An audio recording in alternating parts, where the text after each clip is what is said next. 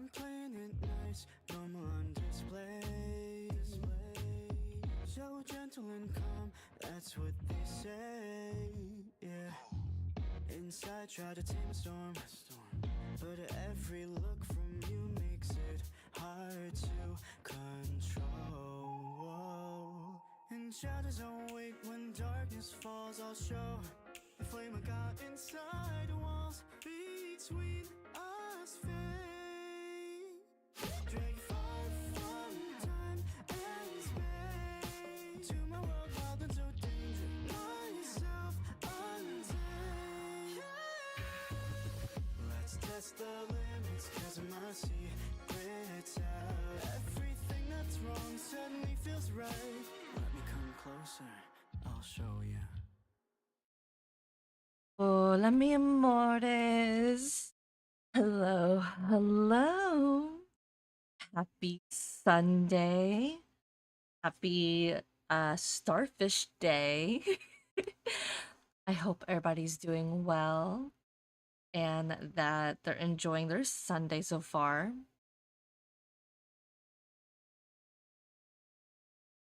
I'm also hoping that everybody is good, that your polls are good. I'm hoping that everybody was able to get their diamonds, their power-ups, whatever they needed. I hope everybody's ready for hopefully there's a trailer drop tonight. If there's not, that's fine. We're not going to get a rerun banner. Who knows? I haven't really been keeping up with Lad's news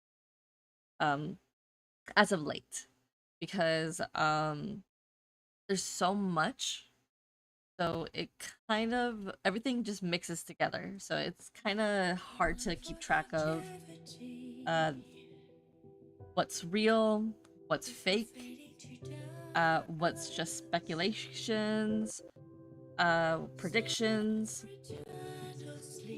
a lot of those stuff.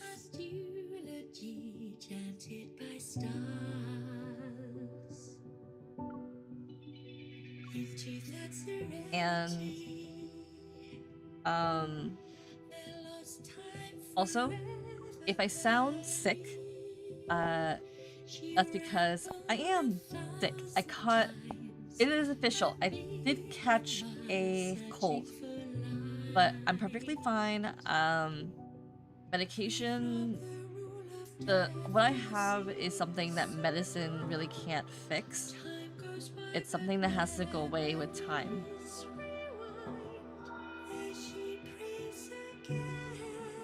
And a lot of tea.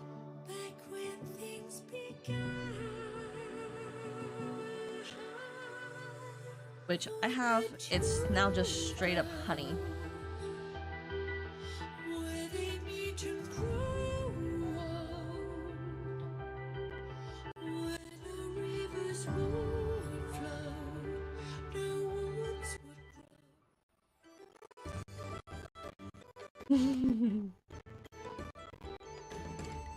Oh my, are we crashing already? Officer, now you're reporting to your colonel?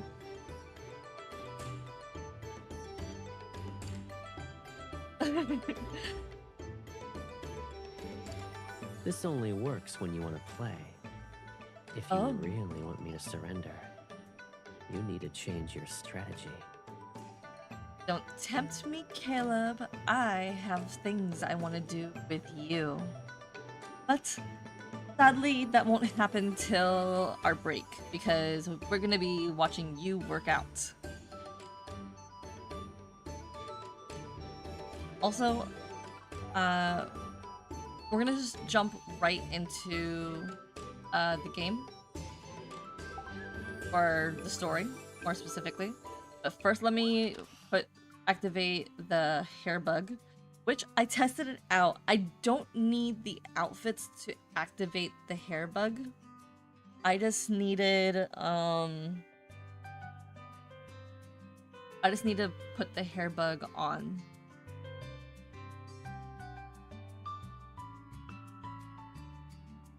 because this is not how my MC looks like normally. She is a redhead on my Raphael account. But since I had to pull for Xavier on this account, I decided that I'm going to just change the hair on this account. And the hair bug actually works. Because, again, I tested it. But if we have any, like, doubts, we always can go back to the Kindle.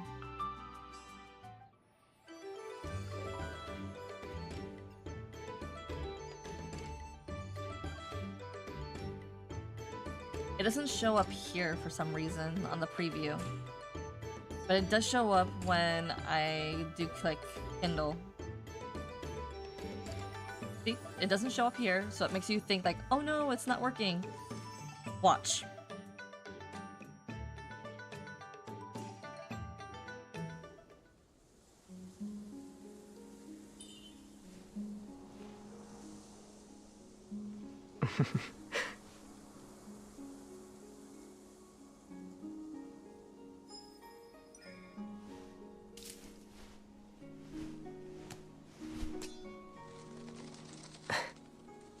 That's rude. And he's so sassy. Are you still upset? See? It worked. So that's all I cared about. That the bug worked.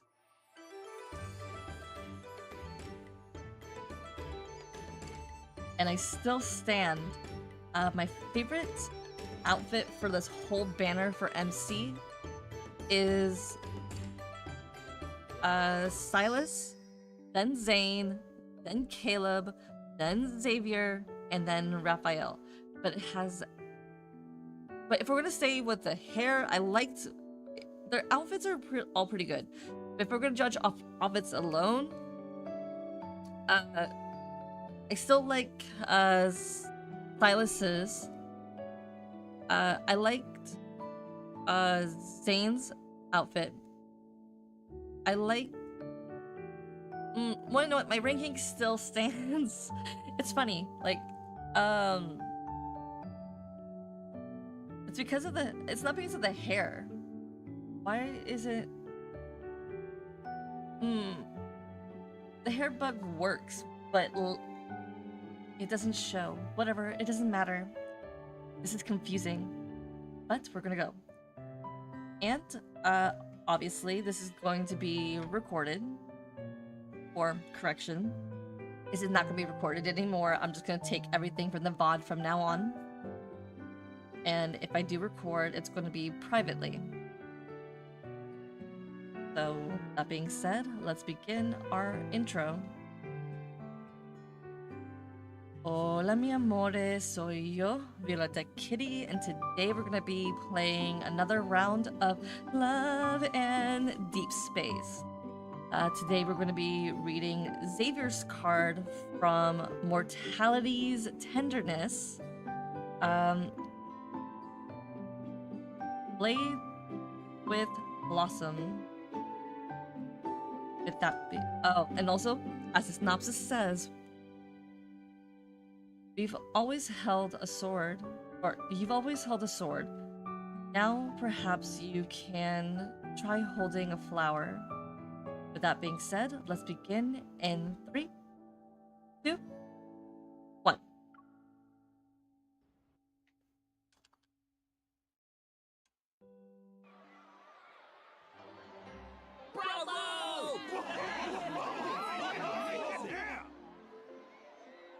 On the bustling streets, a stage has been set. Colorful banners flutter in the wind, and drum beats roll like waves. Below, spectators have gathered, seemingly layered.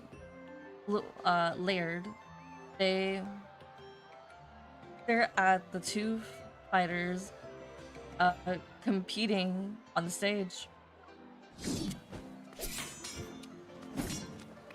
The large man on the left wields his blade.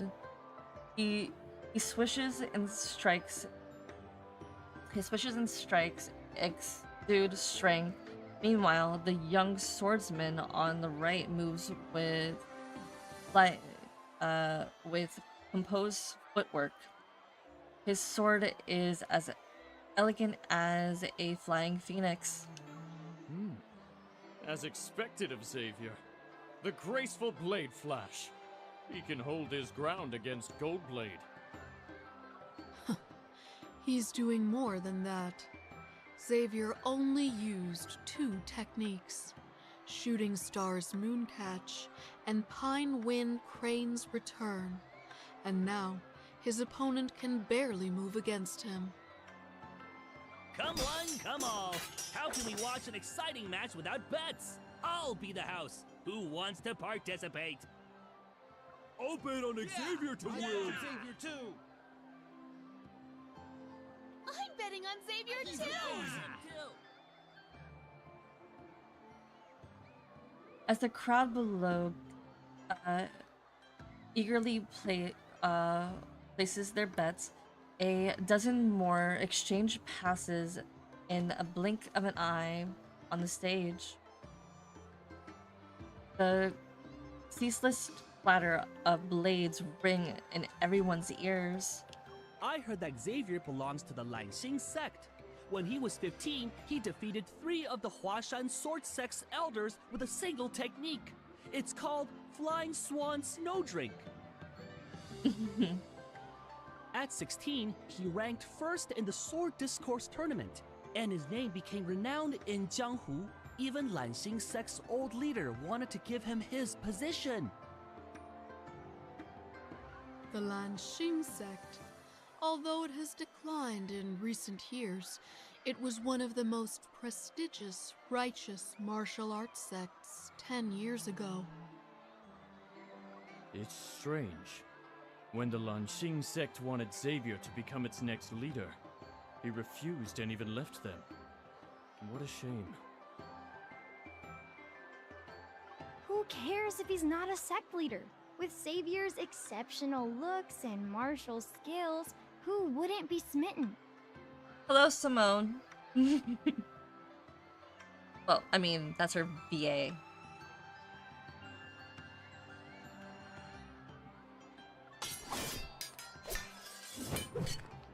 Excuse me, coming through. Just as I finished managing to squeeze my way to the front of the stage, I witnessed Xavier twist his sword. He effortlessly deflects his opponent's mighty strike.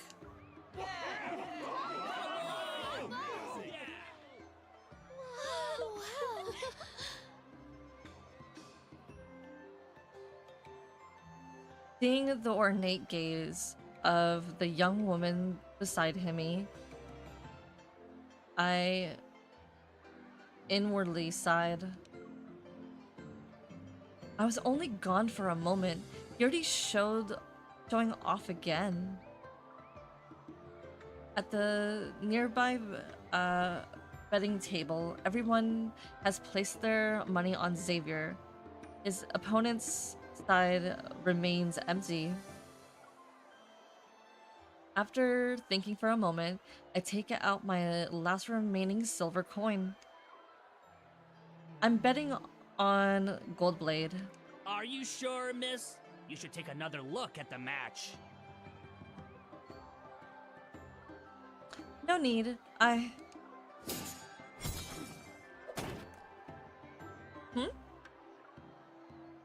A steel blade suddenly falls from the sky and pierces the betting table.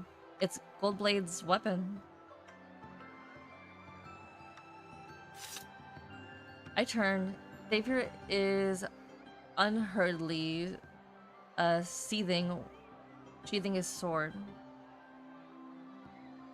His gaze meets mine as he reveals an ambitious smile.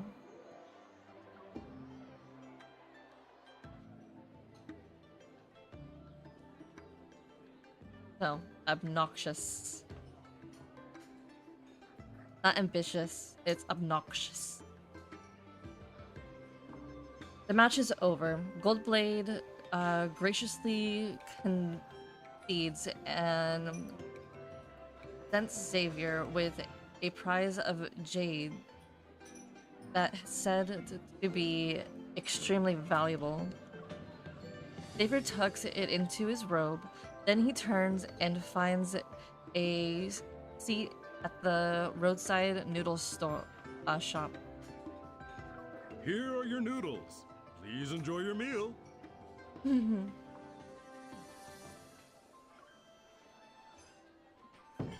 Thank you. Wait, what are you doing? Xavier pulls both bowls to his side of the table. Using his chopsticks, he taps the back of my hand. I should be asking you that. What were you doing earlier? You're my favorite junior from the sect, and yet you bet on a stranger to defeat me? I'm in a bad mood, so both of these bowls are mine. Oh, someone's jealous. How adorable. I want to see if I could make a lot of money.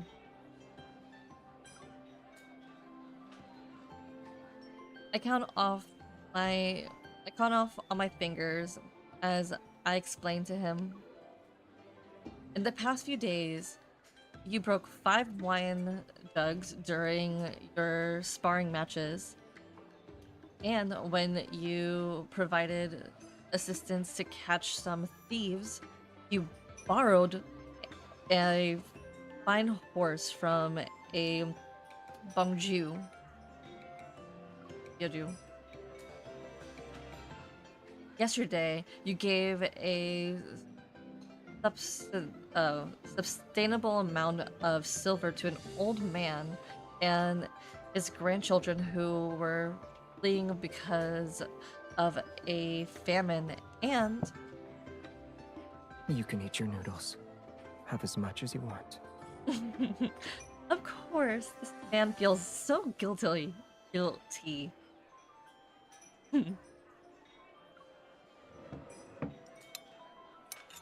Xavier pushes the bowl of noodles back to me and even adds an extra spoonful of fried soybeans to it. The noodle shop owner approaches our table with several boxes of various sizes.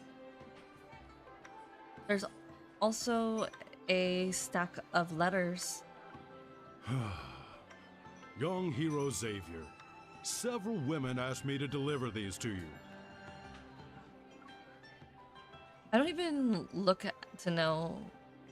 need to look to know they're from Xavier's admirers. And you said I was your favorite junior. You like everyone, you liar. I mumble under my breath and lower my head, but I had yet to realize Xavier's hearing was excellent. He leaned in. Are you green with envy? Of course. Who wouldn't be?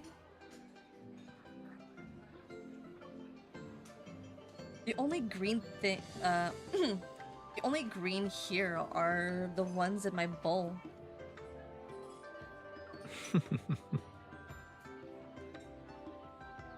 Of course you're my favorite. Why else would I treat you to noodles after you lost all your money? After eating a few bites, I wiped my mouth and set up. Thank you for treating me. I can't repay your kindness now, and I don't think I'll have many chances to do so in the future. If fate allows us to meet again, I'll treat you to a meal with meat. What do you mean? Where are you going? I pull out a confidential letter from my sleeve and give it to him. The sect leader wrote it. Our sect leader wants me to persuade you to return. Years have passed in vain, which means I failed to live up to the sect's expectations.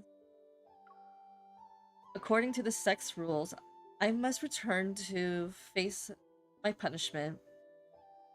Since you've been kind to since you've been kind to me, uh could you lend me some silver for my journey? Do you want to go back?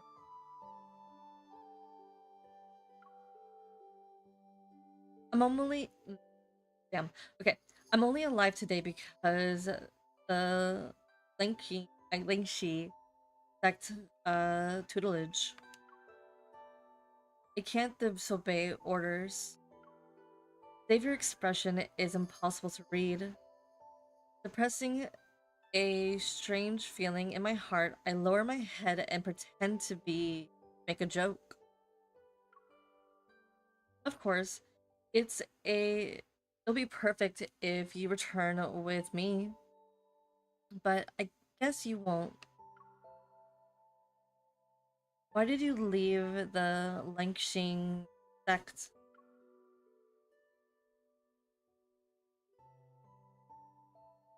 No one knows why Xavier abandoned his position as the future sect leader and his promising future when he left the Langxing sect 3 years ago. The old sect leader tried everything from gentle persuasion to forceful measures, but Xavier wouldn't come back. Thus, this task fell on me. As Xavier's junior from the sect, we have a connection, but it's not enough to make him change his mind. Which, uh, what's peculiar is when I find Xavier, he didn't immediately drive me away like he did with the others, but he still refused to return. And just like that, I ended up staying by Xavier's side for some reason. I follow him as he traversed every mountain, every sea. We experienced the world as we roamed far and wide. Of course, I still tried to bring him back, yet I was met with failure every after failure.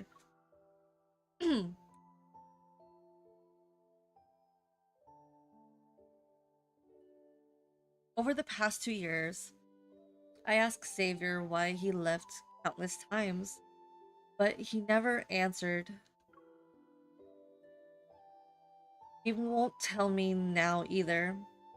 Holding the letter, he repeats his previous question. I'm not asking if you need to head back. I'm asking if that's what you want. Is there a difference? The Lanxing sect sent you, so you appeared. I asked you to stay, and you did. Now a single piece of paper dictates your path. If this letter didn't exist, what would you do? Where would you go? I have to go back eventually. Xavier takes a deep breath, then he crumples up the letter I'll and return with discards you. it.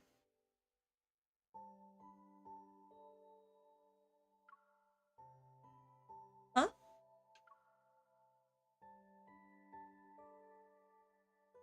Before I can celebrate, Xavier pushes me back into my seat. But I need to participate in this year's sword discourse tournament and rank first again. Then we'll head back. Of course. It's settled then.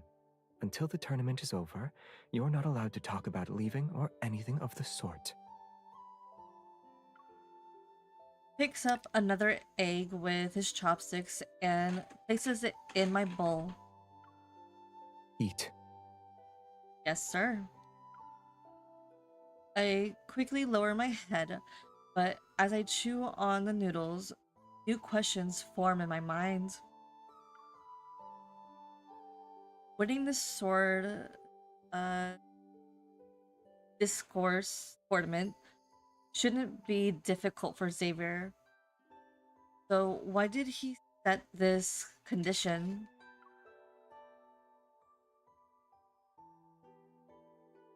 Does he truly want to return to Langshi sect? And he needs a dignified way to do so? Or does he have other plans?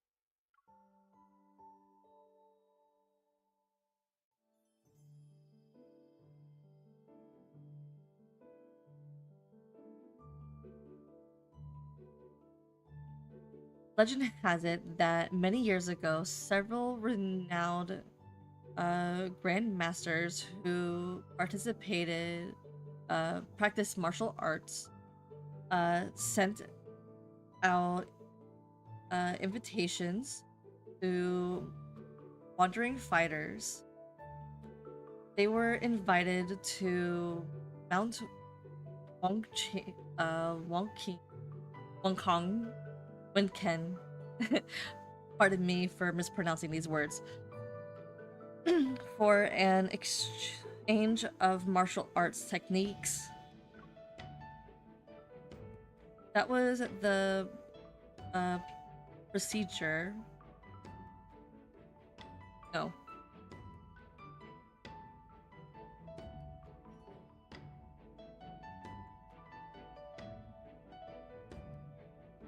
That was the predecessor of the sword discourse tournament, which has become the most prestigious event. The sword discourse tournament is held once every 3 years on Mount Wangan, Wenken. The organizers are highly respected authority in, I'm assuming they cut off the J, Jingchu. The tournament's purpose is to explore philosophical truths and through battle and forge friendships through swordmanship. Anyone may participate in the competition. Their social status and skills levels are little important. Before, Xavier had politically politely declined to participate in the sword discourse tournament, but he changed his mind. So the tournament organizers immediately sent him an invitation. There are fewer than 2 months before the event, and since Xavier plans to travel south to accept an old friend's invitation, we had to change course.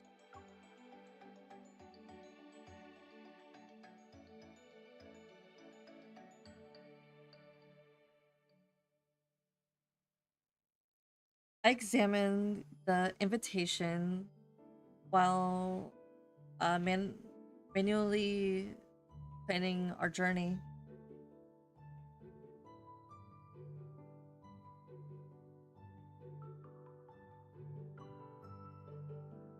It'll take at least a month to reach Mount Wengen from here. The rain has washed away some roads. What We should hurry. Are you the renowned young Master Xavier? I've admired your reputation for a long time. Could we have a friendly duel? I'd be delighted. Let's begin.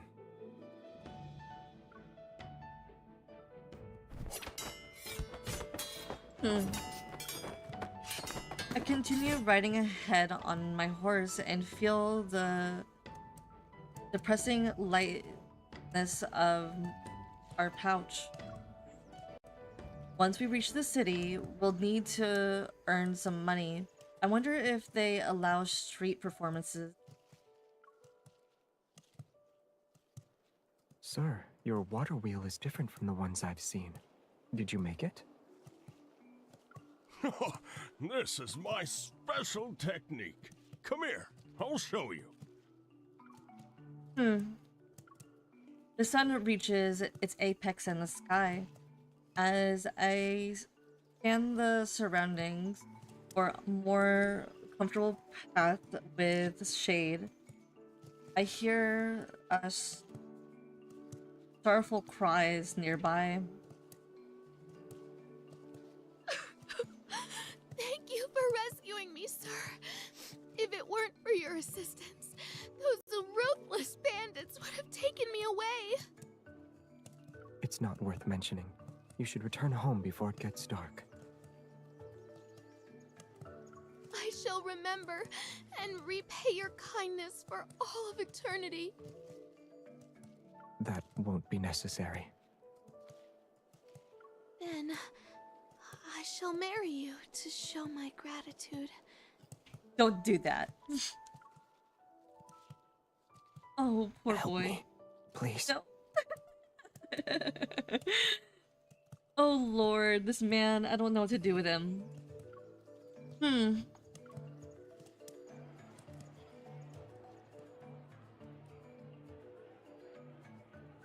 After several days of unexpected events, we finally arrive in Jinyang City. At least we can put an end to our day of sleeping under the stars and eating on the road. The streets are packed with people and flowers. Falling blossoms drifts throughout the city, and the air is filled with floral fragrances mingling with the aroma of various dishes. Are you worried that I might get lost? Xavier gently shakes the sleeve I'm carrying, touching. There are dazzling flowers as far as the eye can see. If I don't hold onto you, who knows what might steal your attention again. Ah, yes. You are immune to distractions with your heart of stone. I admire that. But isn't life's beauty only found in traveling? Being slightly spontaneous is the only way to appreciate wonderful sights, don't you think?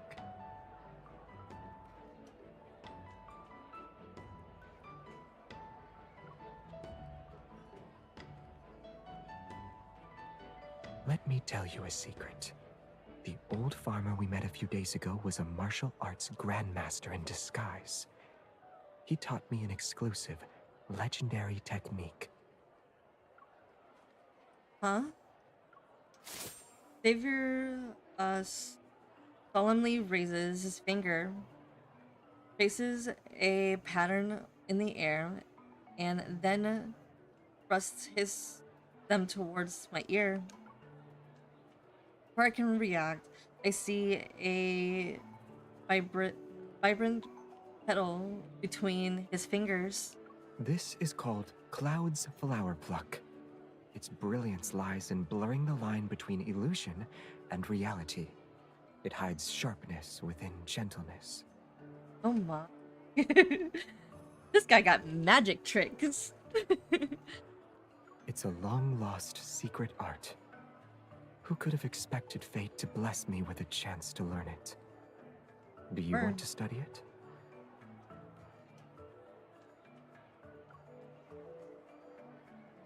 Sure, why not? Yes? An extraordinary skill can't be taught without payment. Let me think. Yes, I'll trade it for the largest xiaoping from that stall. Isn't that cheap? I'm starting to doubt if this is a legendary skill.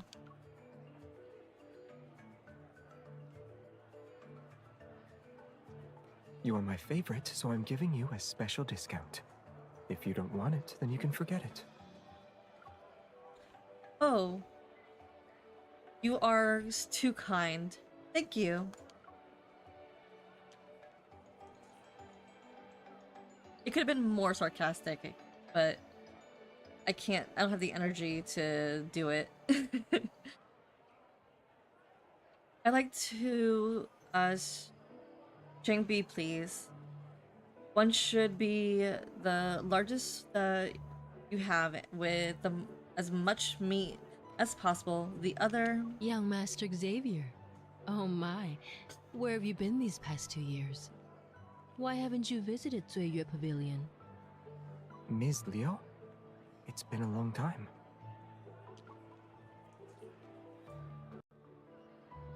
Okay, that word, Jingyu Pavilion.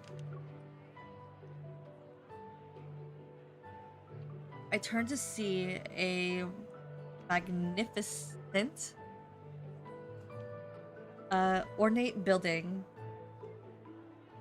Its owner stands on the entrance and smiles at Xavier.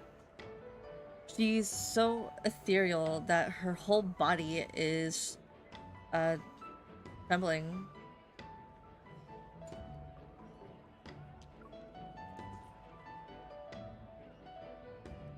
Looking into the building, I can make out numerous songstrings and dancers. No, songstresses and dancers. Ever since you left, Lady Rong has been miserable. She's barely eaten anything and lost so much weight. It breaks my heart. Was that a brothel? Xavier helped out a brothel. I was careless. I should have properly said goodbye to her before leaving. Xavier, I get that you're not, pure. But can you not rub it in my face that you're not pure? Xavier seems to know Miss Liu. They talk for quite some time before he turns to me. Stunned, I stand in front of the Zhongbing stall. I'm going inside to see Lady Rong. Would you like to come with me? I forgot to mention that she's the most sought-after lady in Yue Pavilion. I met her 2 years ago when I was passing through Jingyang. I'm going to just breeze over the fact that we're going to a brothel. Huh? My mind is in disarray. But I managed to respond with feigned composure. It would be inappropriate of me to intrude while you converse. I'll wait for you outside. How is it inappropriate? It's a brothel! But Xavier doesn't press further. He pats my head, tells me he'll be back soon, and then follows the maid who lead him inside.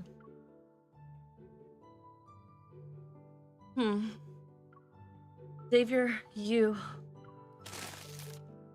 A flood of impolite words float on the tip of my tongue, but I choose to angrily bite onto my Shongbing.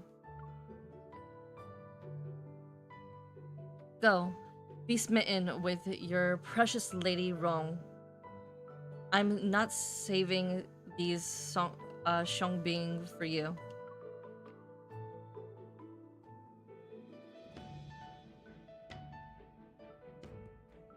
Why hasn't he returned yet? What happened to being back soon?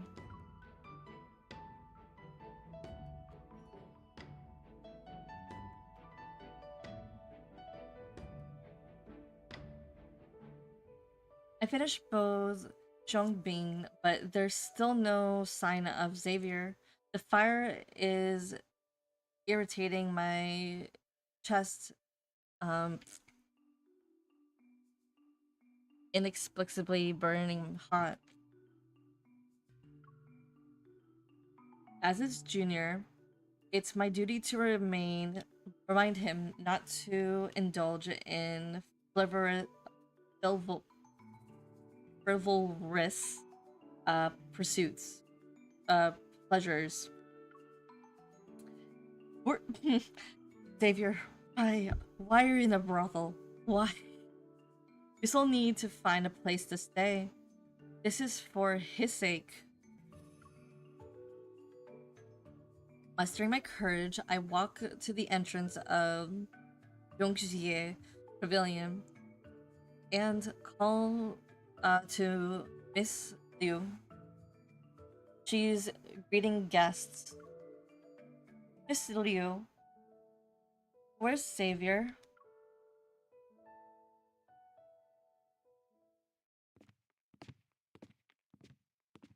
Let me see if you've become even lovelier than you used to be. Xavier! Are you shy? Back then, you always enjoyed my embrace. I held you close and... Xavier?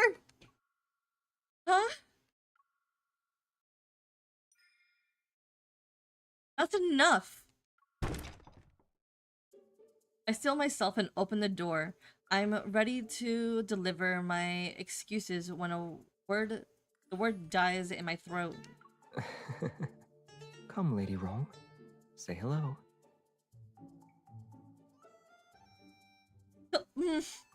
This man, it better be a rabbit. It's a goddamn rabbit. Xavier picks up the exceptionally plump white rabbit and waves one of her paws at me. This is Lady Ryong? Yes, her name was meant to be Fluffy.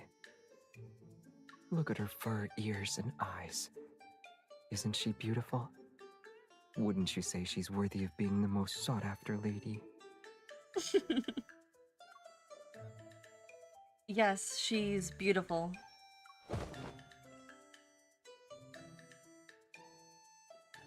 What was all the jealousy for then?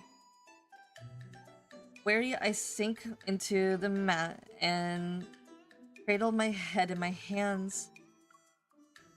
I notice Xavier's smug expression, and my interaction raises once more. Irritation raises once more.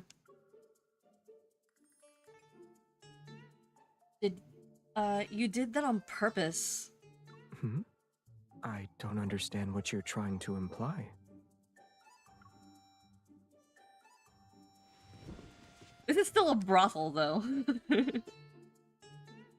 I sit down beside... Oh, he sits down beside me and brushes Lady Wrong's back. She doesn't look like she stopped eating. How so? Look at her. Lady Rong is skinny.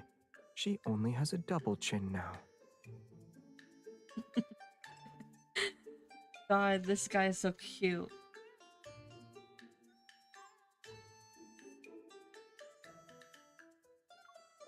Hold her for a bit, and don't be upset anymore, all right?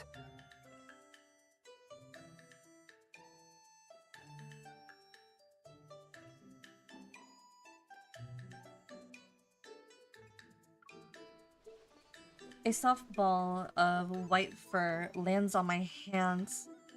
I feel awkward and don't know what to do.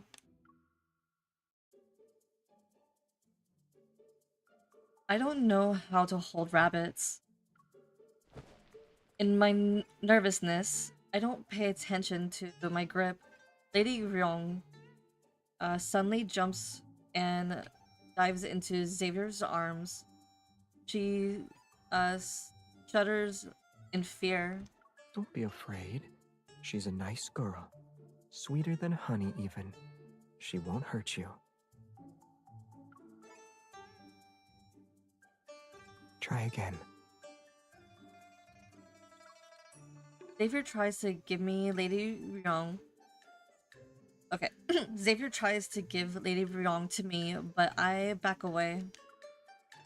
I shouldn't. I only learned how to hold a sword as I grew up. Small creatures and cute objects that ordinary people enjoy. I doubt they're suitable for someone like me. Says who? I'll teach you. He adjusts his position and he adjusts his position to face me.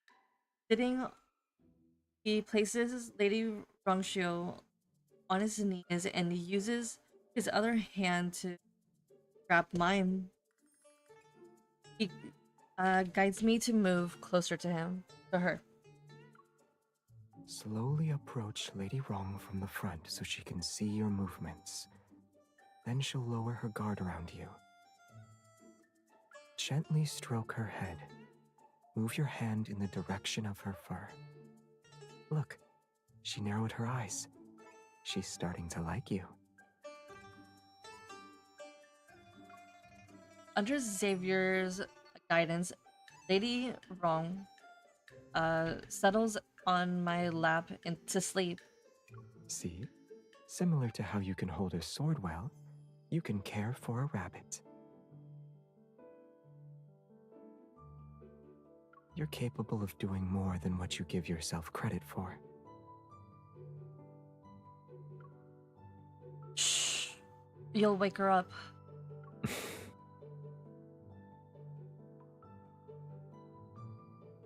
I desperately change the subject and gently stroke Lady Ryong's head. A small ripple of emotion stirred within me.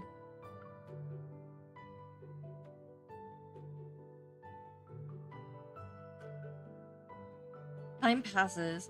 Lady Ryong continues to sleep soundly, and I'm starting to feel drowsy. Then I hear voices from the doorway. And then I hear voices from the doorway. I'm sorry for the inconvenience. Thank you. You're too kind, young master. I shall have someone attend to it immediately.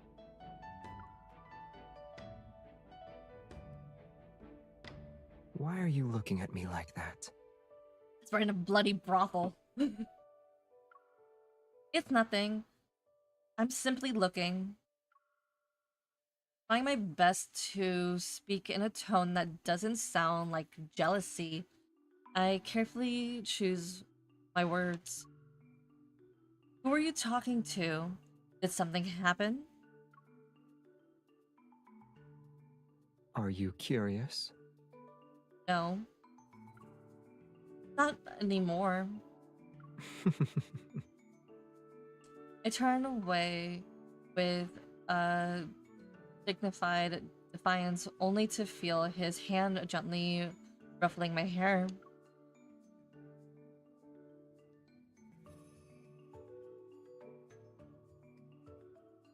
So you asked that strongstress to buy this?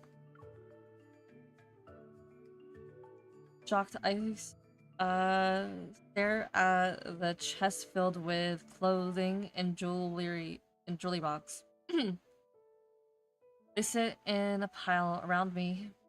Jinyang isn't big, and there are only a handful of boutiques and jewelry stores. I asked her to buy items from all of them. Don't worry, I already paid for everything.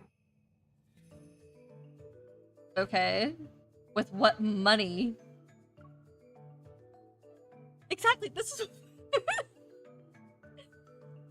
My god. Me and MC are the same. Where did you get the money? Never mind. That's not important. Why did you buy them? Looking around, I see nothing but women's clothing and jewelry. Some pieces are so exquisite that I don't know what they're called. They're for you. Of course they are. Huh? Xavier picks up a traditional upper garment and holds it against my body. See how it could look. You said things ordinary people like don't suit you. However, I think they're perfect. Come here. I'll prove it to you. Wait, calm down. Help! Someone, please! I think I pitched.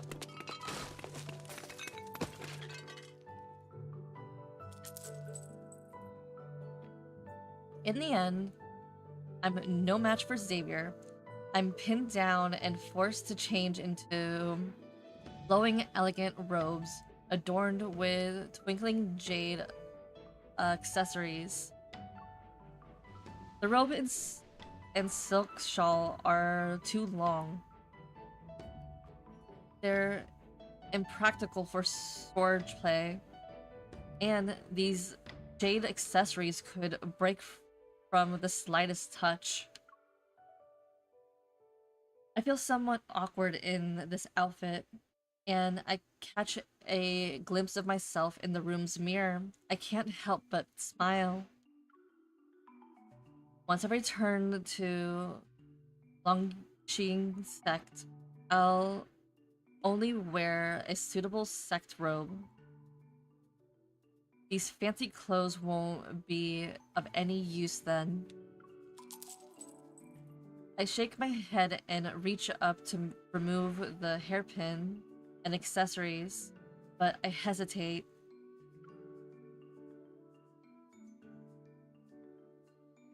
Once we return, I won't see this carefree, spontaneous side of Xavier anymore. I have to obey the sect's order, but is this the best choice for Xavier?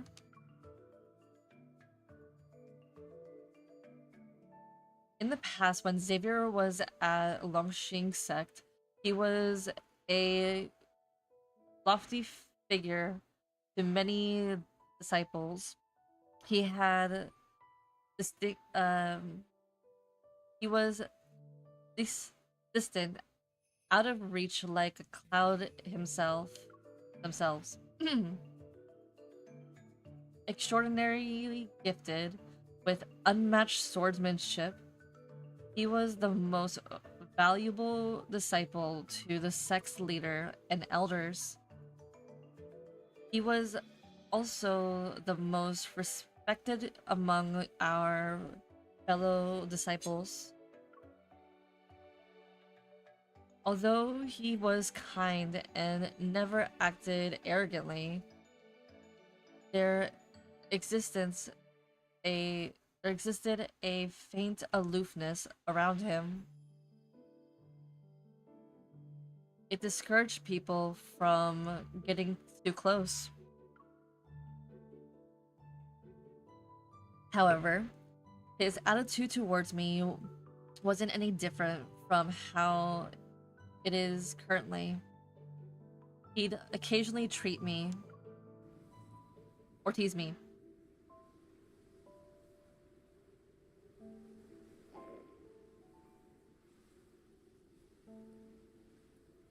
I'm starving. The moon was pitched high in the night sky, as I knelt in the forest and held up a large clay jar. I could hardly feel my limbs and shoulders, but I don't dare to move. Failing the sect's regular trial meant being sent to the mountains for punishment and a reflection. Those were the rules. I can't give up. If I fail tomorrow's trial, I'll return here for another punishment. I was only away from the mountain for a few days. How did you end up like this? The wind rustles and leaves as the wind ruffles the leaves as a figure gracefully lands in front of me. Xavier?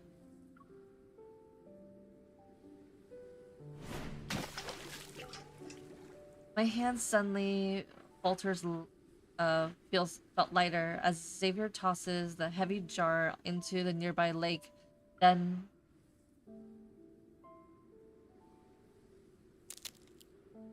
ow. Ouch. It hurts. Bear with it.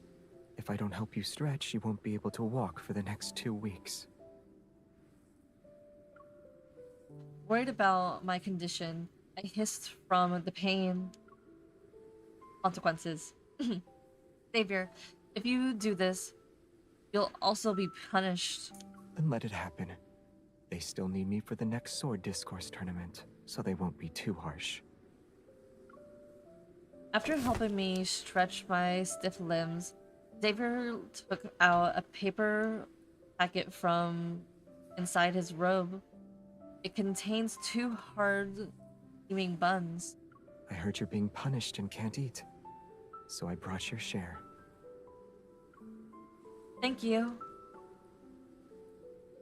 I haven't eaten yet either. You won't mind sharing a bite or two, yes? Huh? 2 bites. 1 bite per bun? When I realized what had happened, the package was empty. They taste awful. Did you make them? Are you angry? I'm confused. Confuddled. Did you make the steam buns? No?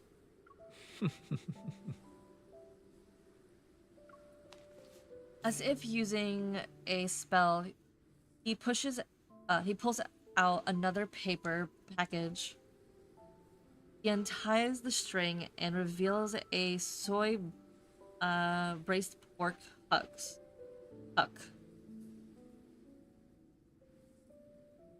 It was still warm. Here. This is what I actually brought for you. Eat. When you're done, I'll teach you some techniques that will help you pass tomorrow's trial.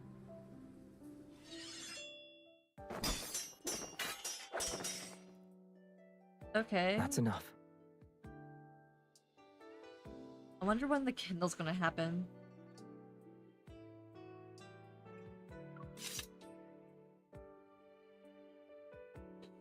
Xavier sheathes his sword and ruffles my hair. Head back and get some sleep. As long as I'm here, the sect leader won't trouble you anymore. Thank you. Just as I was about to leave, he suddenly calls out me. An unusual hesitant expression appears on his face. It was as if he were struggling to find the right words. What would you think if I asked you to... Would you leave this place? I was momentarily stunned, unable to process his question at first. If I were to leave this place, where would I ever go? Never mind. I was simply curious. Go.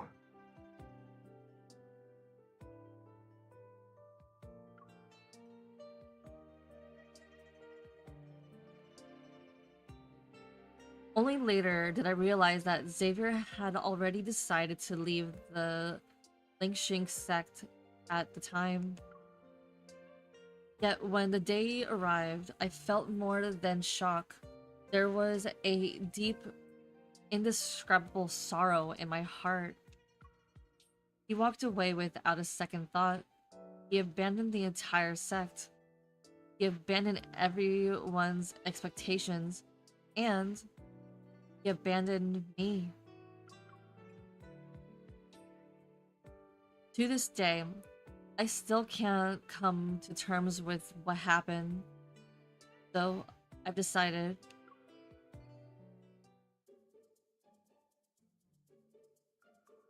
Xavier, wake up.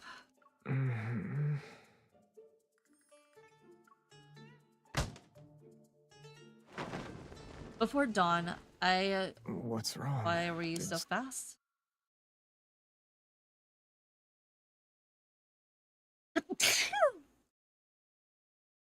Before dawn, I barge into Xavier's room and pull off his blankets. He jolts awake. Something happened? Didn't you say you wanted to win first place at the tournament? It's almost time. You need to increase your training. I use all my strength to pull him out and give him a friendly smile. You don't need to thank me. It's my duty to make sure you train properly.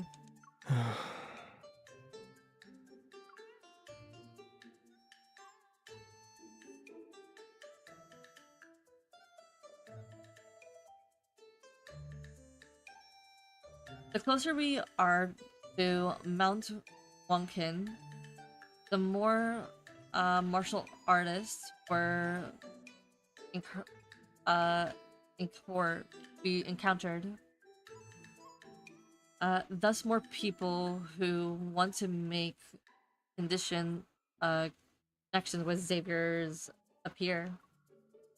Of course, among them are female disciples from various sects. We're representing the Lengxing sect. You should be more careful. What do you mean? I'm saying you should control yourself. Stop throwing your charm around and confuse those innocent girls. Just starting out in their world. Is that what it's called? I should really stop drinking tea when this guy talks, because he is gonna make me do a spit take.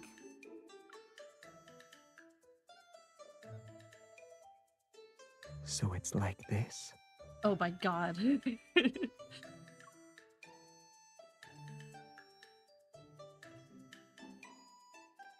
That's even worse.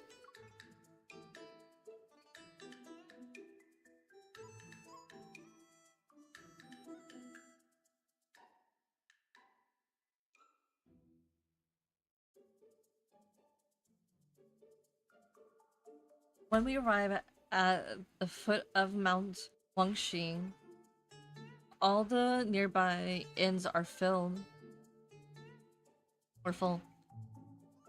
They even converted the woodshed into 3 bedrooms, a 3-bedroom living quarter with a drawing room. Fortunately, one of Xavier's old acquaintances rescued us. He invited us to stay at his family residence. After washing up, I'm about to rest for the night so I can wake up early. Then I hear a noise near my window. Who's there? My body reacts faster than my mind. Before I acknowledge what I'm doing, I'm already kicking a teapot to the window.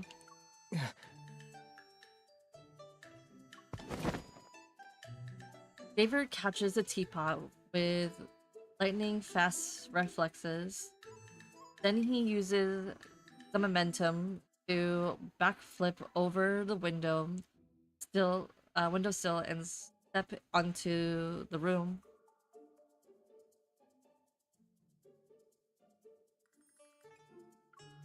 Are you trying to murder me in the middle of the night and then betray our Shifu and the sect elders? That's a little dramatic. Who told you to climb through the window? Doors exist. Haven't you watched a play before? For a romantic rendezvous, the gentleman always enters through the window. Okay. I think for a bit. I believe what you're describing suits the behavior of a philosopher. A philanderer. Philanderer. I wanted to ask if you'd like to look at the moon with me in the courtyard. Okay. I'm at a loss. Then I look at the sky.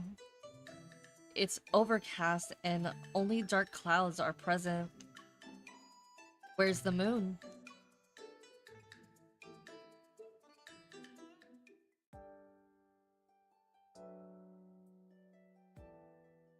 But being a considerate junior, I still follow Xavier to the courtyard to accompany him in search of the wayward moon.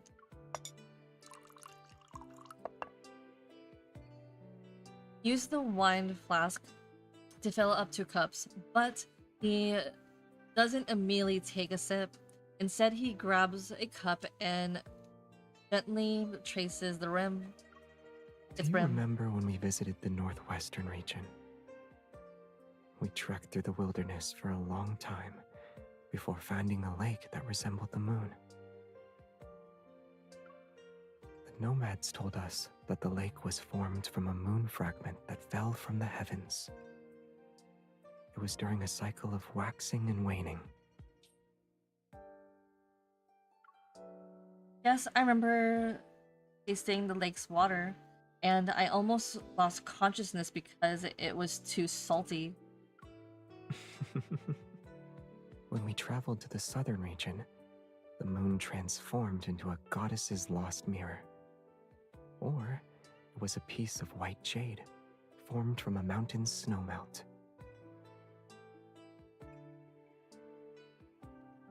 No, I'm not gonna lie, I love it when the guys, like, chuckle. I think that might be my weakness.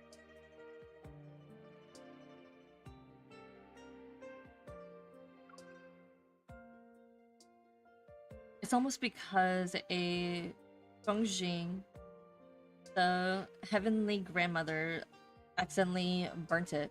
Or burnt.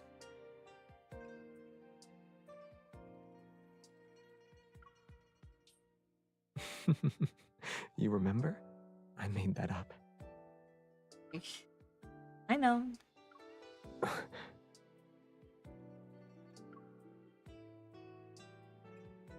The 5 color stones that patch the sky, dyeing the rain and beautiful hues.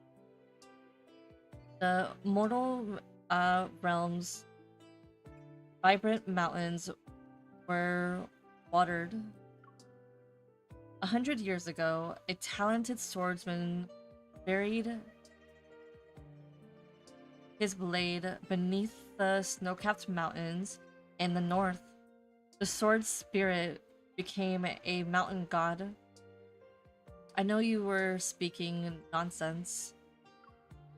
Why do you remember all of that so well?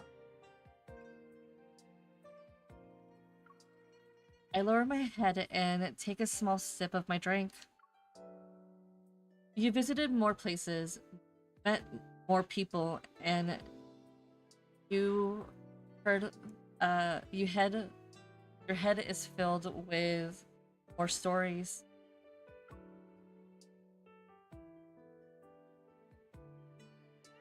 I never heard of these tales when I was traveling, training at Longxing sect. I liked listening to them.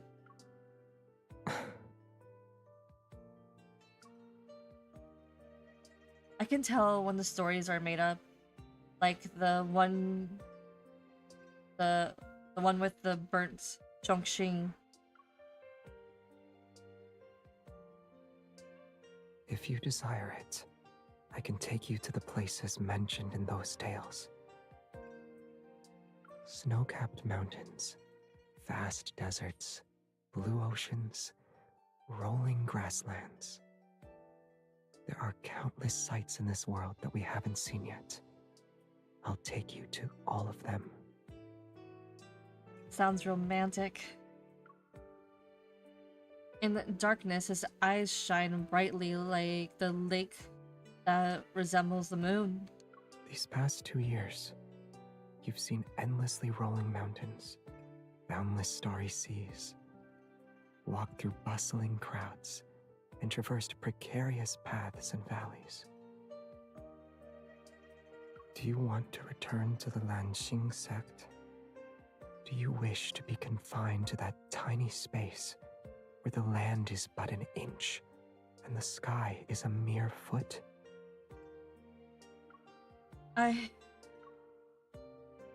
Unexpectedly, I'm unable to say yes. I'm about to use the sect kindness and the sect leader's orders to excuse as an excuse, but Xavier covers my mouth. I know what you're going to say, but those words would contradict your true feelings. I don't want to hear them. He bends down and ties a translucent jade pendant around my wrist. Oh, waist. Judging by the quality, it appears to be made from the jade he won from Goldblade. Tell me when you're ready to express your true feelings.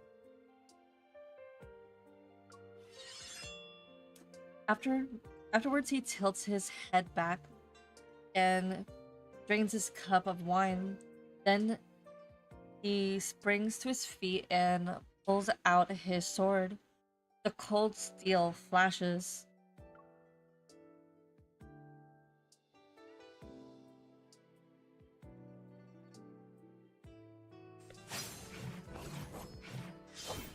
The swords follow his movement.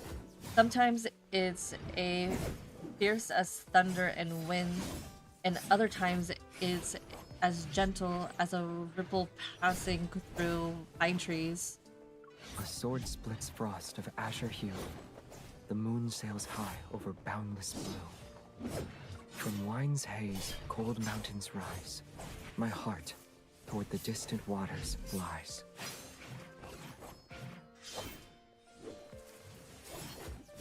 Poetry. I don't know what kind of poetry, but I know this is not a haiku.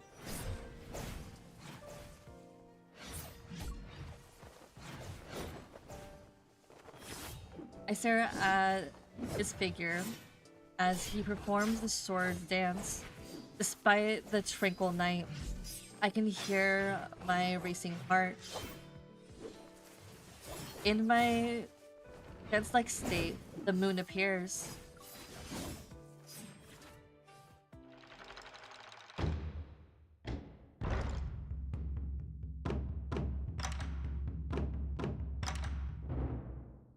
The Sword Discord tournament is divided into the arena of talents and the Cloud Duel Summit. Those who win multiple matches in the arena of talent will qualify to compete in the Cloud Duel Summit.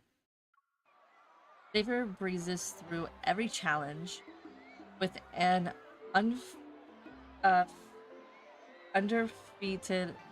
undefeated record. He earns his spot in the Cloud Duel Summit Young hero Xavier, would you like to join us for drinks after the competition? Young hero Xavier, I've developed a few new techniques. Could you give me some advice? Would you consider joining our Tiangang sect, Young Hero Xavier? We offer 4 dishes and 1 soup with every meal. Those who join us now can receive 5 taels of silver. I wonder what this sounds like in Japanese. I'm gonna have to listen to this Japanese, which is what I wanted to play this game in. But it would have took too long to download.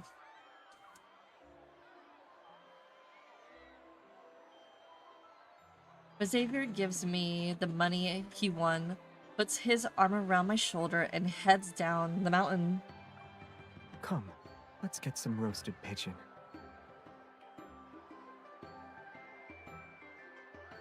I'm not gonna judge, because in South America we eat kukui, which is based on it's guinea pig.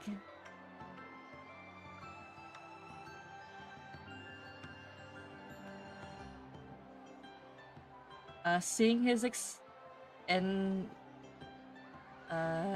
energetic face, I feel even more conflicted. Perhaps he shouldn't stay at Langshi sect with the strict rules and oppressive atmosphere.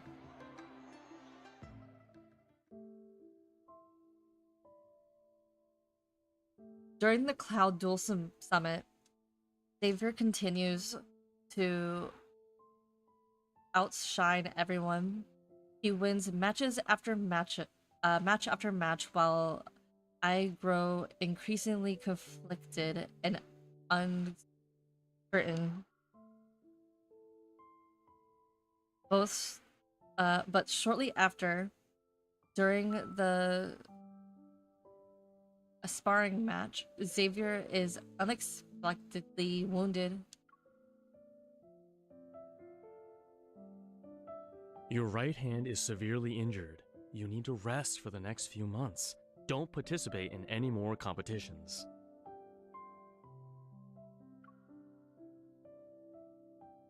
The physician sighs and leaves, wiping away the sweat that covers Xavier's face and head. I sit by the bed. Your eyes are red. Are you crying? No. I'm not. It's the wind. I rub my face and carefully avoid his heavy, bandaged right arm. Thankfully, it can be treated, or else your skills couldn't be careless in the future. Understood. I'll heed my junior's wise words. Unfortunately, I can't participate in the tournament anymore. I won't be able to return to the Lanxing sect with you without achieving first place.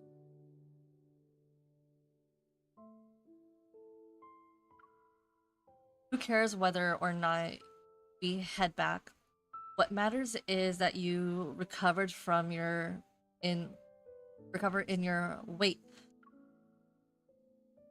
I feel a chill and shudder. If people learn about your current condition, the sect leader will send people to capture you. The past, Xavier could freely wander without worry because no one in the Langshi sect could defeat him. If they discover that he's unable to wield a sword because of his injury, they'll use this opportunity to bring him back. You won't have a choice. Isn't that what you want? Why are you worried? Or could it be you don't want me to go back? I want you to return, but I I would rather see you return to Langshi sect willingly. Even to my own ears, those words sound unconvincing, yet Xavier nods. Alright, so I still need to rank first. For now, you need to help me keep my injury a secret. That's impossible. The physician said you need to rest. It's possible. It depends on whether you're willing to help me.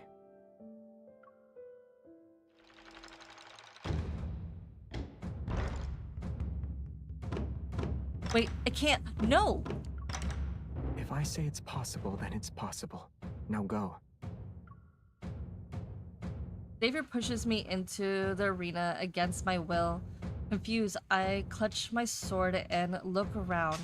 Sweat immediately soaks through my clothes. I'm not sure how Xavier managed to do it, but the elders who organized the tournament agreed to let me be his substitute in the competition. I told them I wanted to give you a chance to gain real experience.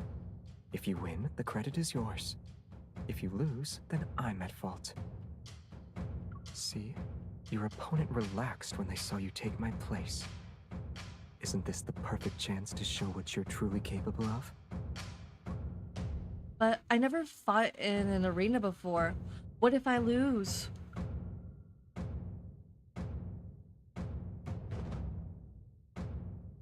You're no longer a little girl who cries when she's punished. He gently applies pressure and smooths my furrowed brow. From your time at the Lanxing sect to these past 2 years, think about everything you've learned. Don't you want to see what you're capable of now?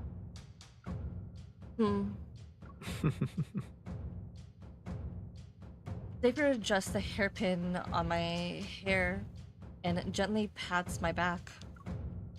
It's all right if you lose. I'll still treat you to roasted pigeon.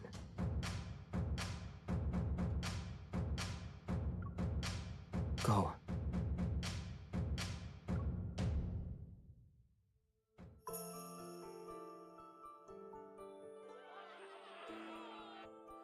Xavier's... Okay. Her flying swan snow drink isn't inferior to Xavier's. You can't judge a book by its cover. My ears are ringing as I stare at the sword in my hand. I can't believe what happened. Suddenly, I'm lifted off the ground. I knew you could win. You are the best. He lifts me up with one arm and spins me around several times. I'm so dizzy that I can cry out in protest. I'm so dizzy that I cry out in protest. Xavier, wait! Take care of your hand! I can still hold you with one hand.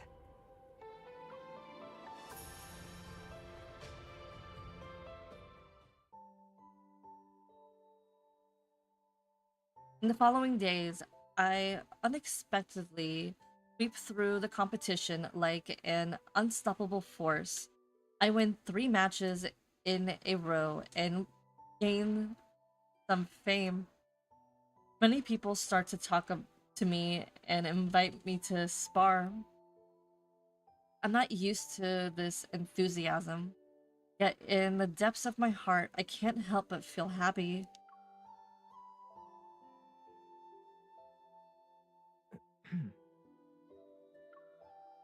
Are you giving me medicine, or are you trying to pour it all over me?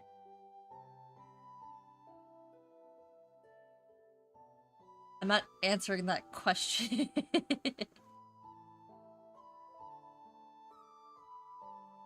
I'm not going to answer that question. Returning to the present, I realize the spoonful of medicine in my hand was about to spill onto Xavier. I quickly study my spoon and shove it into to his mouth. Are you happy because you won? Not necessarily. Then what else could it be? I'm not sure. But I think I might not be as bad as I thought I was. I realized that those beautiful clothes can look good on me, and I can compete with many skilled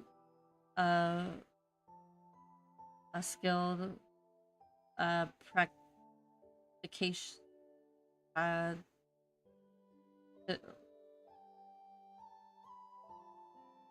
precision.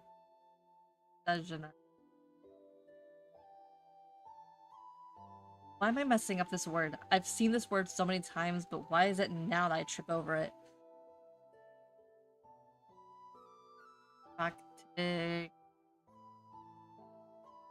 Practitioner. Why am I... Okay.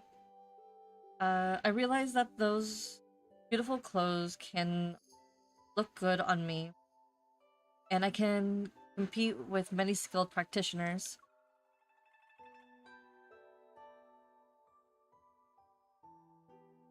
You can take your time to think about your answer. You might discover different answers. It could be tomorrow, the day after, next month, or next year. Regardless of what you find, I'll always be here to listen.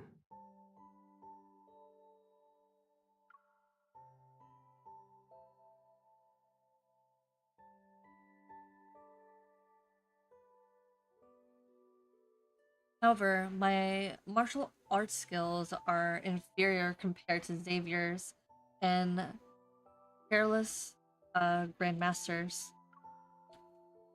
In the end, I lose a decent amount of matches. I'm finally ranked. My final rank is neither bad nor great. Meanwhile, Xavier withdraws from the remaining matches, which inevitably reveals the fact that he's injured. After the tournament has ended, a lively banquet is held on the Mount Wangkang. Xavier declines everyone's invitation and brings me to a small town at the foot of the mountain. He wants us to have a private celebration.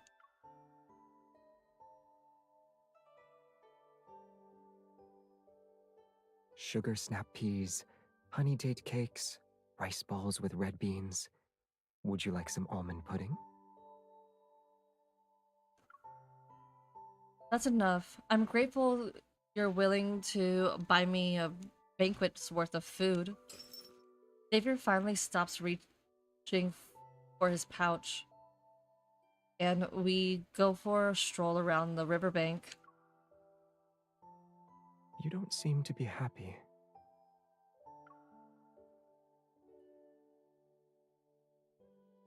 Is it because you lost? Do you feel unsatisfied?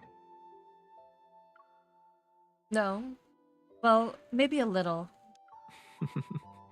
You aspire to become the greatest martial artist in the land. I never would have guessed. That's not what I meant. Those few days. That's more like it. Thank you for following. Welcome to the Kindle. Hi, Moon. Well, you're the second Moon, so I don't... What should I call you? Should I call you Gubu? Or Gobo? Gobo? Because I have another Moon in the chat, so... how should I refer to you? So I don't confuse the two of you.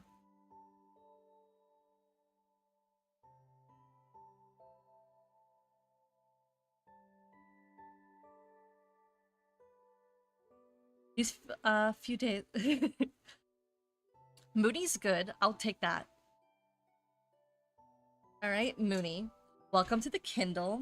I am Violetta Kitty, and I am obviously a lads content VTuber. And I sometimes also dabble with other otome games, but for now we're just dealing with lads.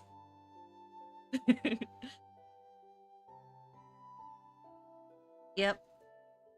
And let me tell you, now that I'm playing Xavier's card, it took me so many pulls. He never wants to come home. He hates my butt. And this is coming from me. Because since Xavier is so low on my ranking, sadly, I think he knows that because of it, he's going to take revenge on me every single time. He sends me into hard pity. He also never comes home. It's a nightmare.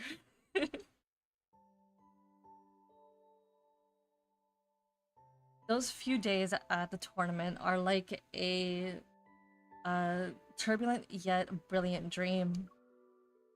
I witnessed the grace of many martial artists, experienced their techniques firsthand, and heard their stories amid clashes of blades. But all all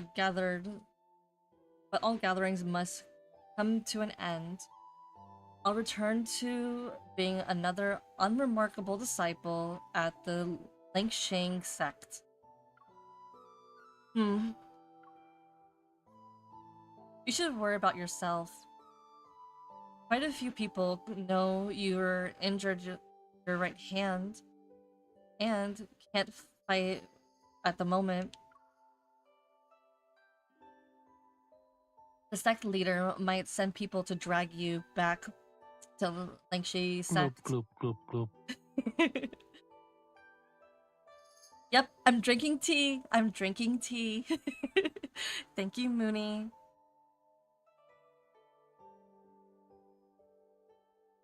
Yeah, I gotta drink tea.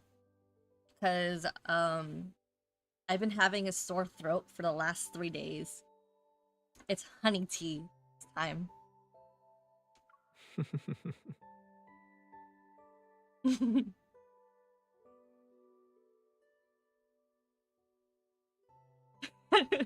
So, my mains are Zane, Silas, Raphael, Caleb, then Xavier. So did mine. Don't think that it didn't. Like, it's gonna cry for Raphael's birthday too. Because knowing him, he won't come home.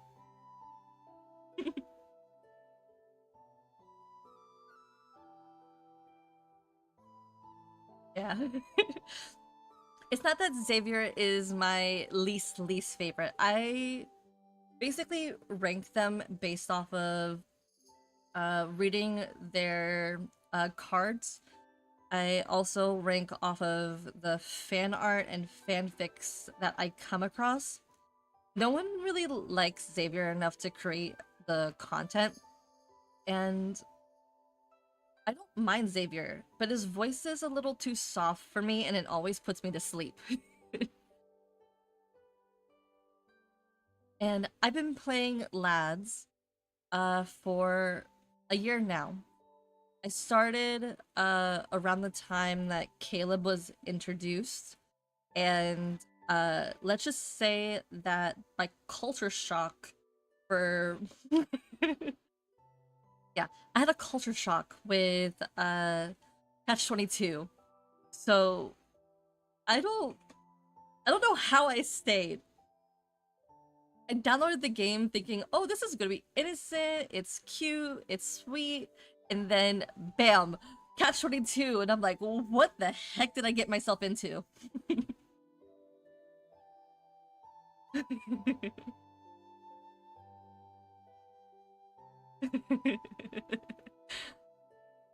Yes.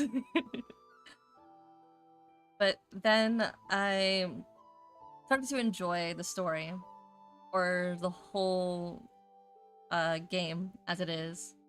And the mini games, they kept me engaged. But if I'm going to say which one was my favorite banner, I would say it was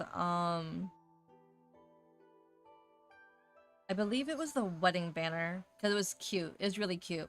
Followed by the idol banner. That one was a trip.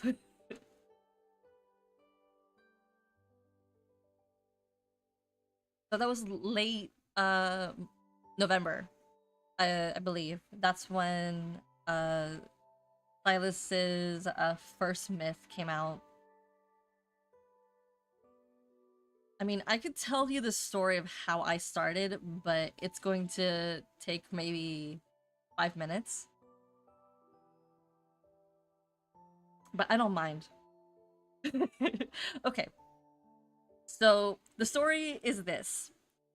In 2023, I saw so many advertisements for this game. And I was like, nope, I'm not going to get caught. I'm not going to give myself to this game. I'm not going to pre-download it. I'm not going to get it involve myself with this game. 2024, I see advertisement after advertisement after advertisement, and I know myself very well. If I engage with this kind of a content, I won't be able to leave. It's a rabbit hole that I don't want to get into. And then in late January of 2025, I saw Emorichu and Didas do a episode where they were sponsoring lads on their Build Ink channel, and I was like, fine, I'll download it. You finally convinced me to download this game. And then I got stuck and I can't get out.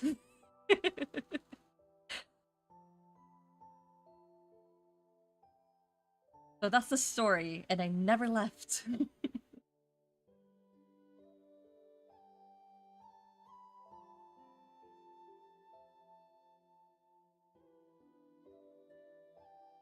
He puts a soft, sticky rice ball into my mouth while brushing away petals that have fallen on my head.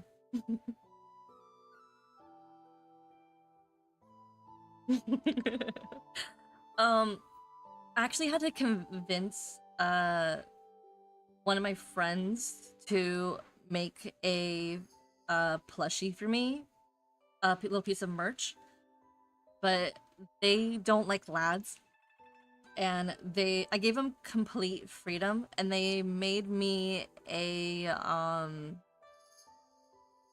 cuttlefish in Zane's colors. So I just have to, if you follow my Discord, I'll post it on there. I haven't posted it yet, but my friend sent me pictures of it, and oh, I don't have it set up. So my Discord is in the about section.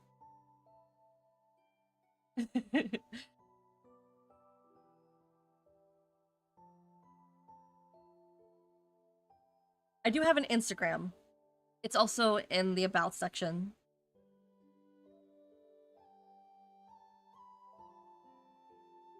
I'll set up a I'll set it up eventually, the Discord thing. If I were forced to return, what would you do?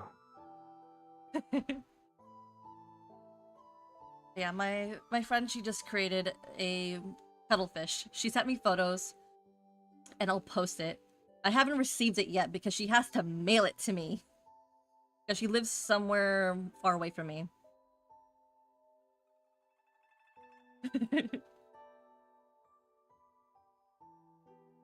Nope. She just likes crocheting. So I just was like, I need something in this color. She won't play. She hates lads. She would not, because she feels that if she plays lads, she's cheating on her boyfriend. She's one of those.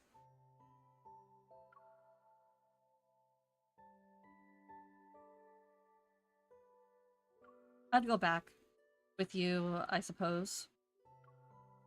Don't you have any regrets? Or would you feel reluctant?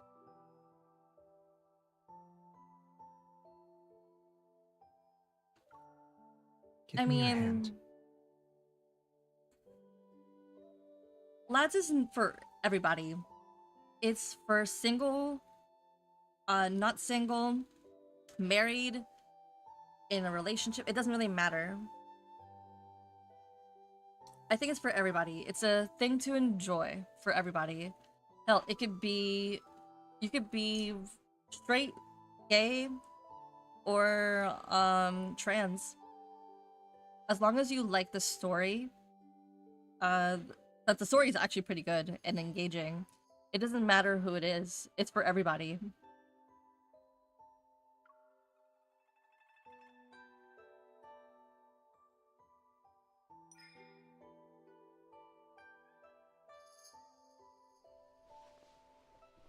A weight settles on my palm. It's strangely sharp, strangely shaped token. A few elders from the tournament asked me to give this to you.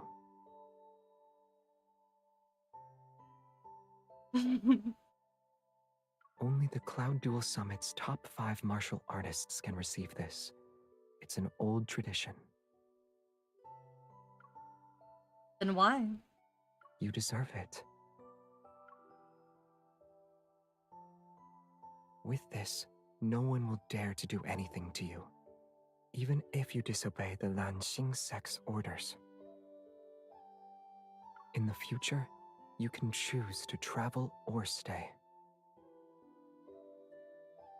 You don't need to always abide by the sect anymore.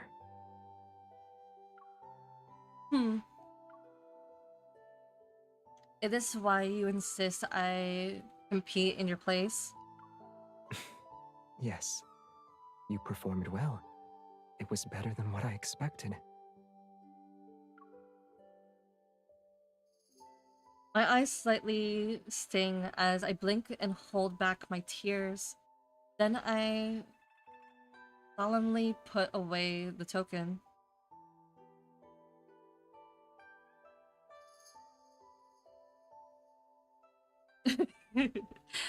Oh, it's fine.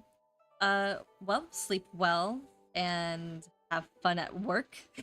Because I know that's why. Because there's a reason why I started to stream early today. I normally stream around 7.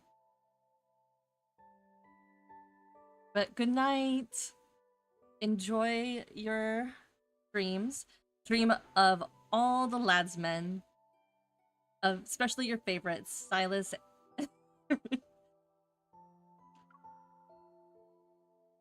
Night night. What about you? What do you plan to do next? Me? I'm thinking about buying a bottle of Shuepei liquor. Then I might order a plate of roasted lamb.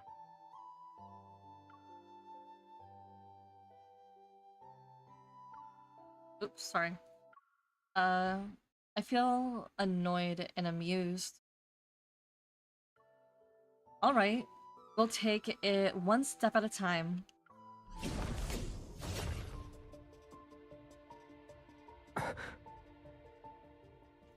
Several figures suddenly land before us, holding various weapons and large sacks.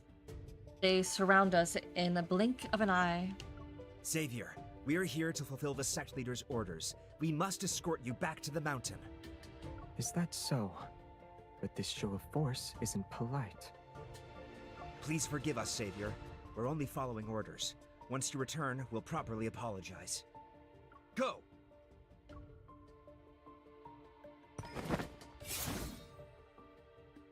Before I can react, the sword in my hand is already positioned to shield Xavier.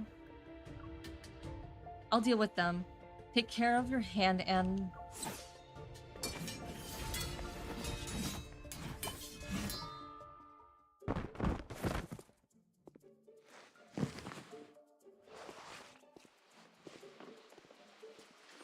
What did you just say? I stare in disbelief at the fallen disciples who had been tied up like Jing's Day and stuffed into a sack. Then I look at Xavier, who's calmly dusting himself off. Your hand isn't injured? I can explain. I take a deep breath, then I turn to walk away. I'm sorry. I didn't mean to. Yes, I intentionally deceived you, but I was... It's getting late. I'm going to bed. Good night. Please don't be angry. I was wrong. Wait.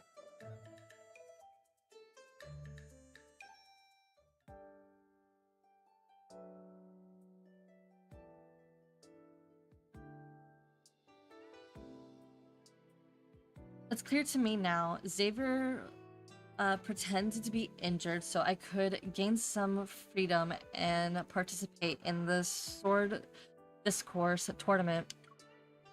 But he lied to me for so long. If I forgive him now, he won't truly understand the consequences. So after ignoring him for a day, I decided it was time to forgive him. I asked the tournament participants about Xavier's whereabouts.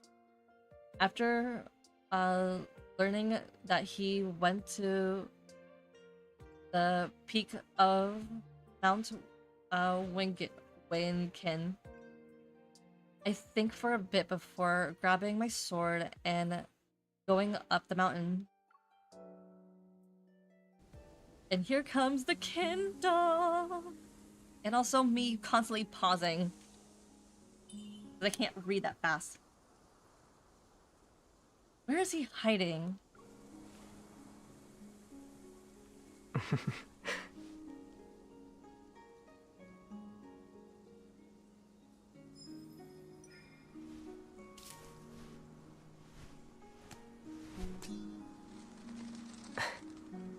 That's rude. He's so Are cute. you still upset? Well, I'm gonna keep this. That's rude. I'm gonna keep this line. I can't help it. But it's cute and adorable. No one needs to judge me. Not anymore. I want to ask for your guidance. It's for a certain sword technique.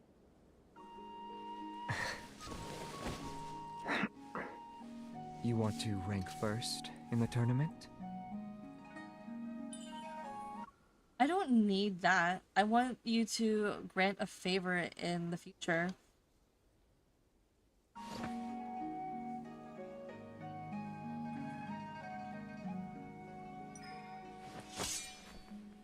Since you're eager, I'll teach you. You must adapt to the situation when using techniques.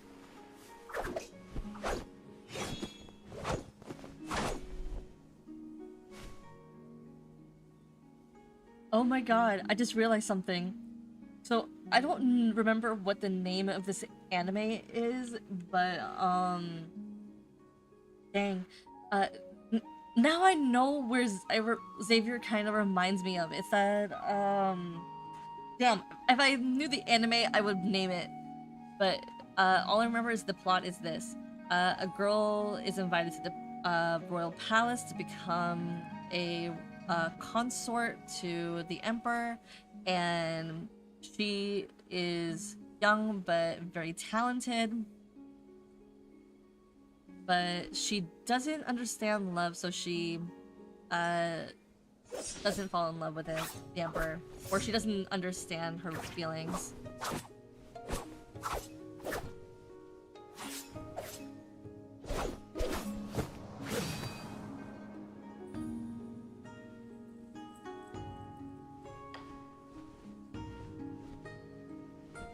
Changing your sword's direction makes you unpredictable.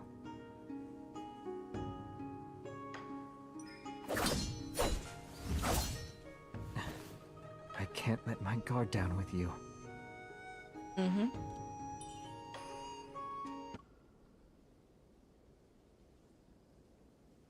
I'm only applying what I learned.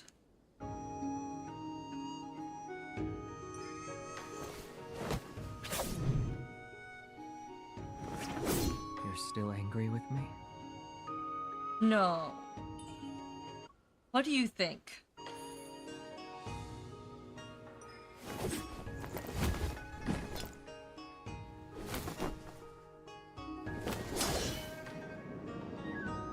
Your attention can't be split unevenly.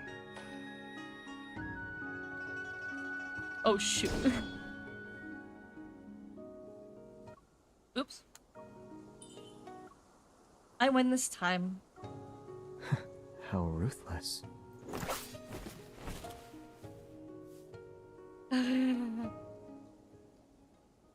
How flirty. So, what should I promise you?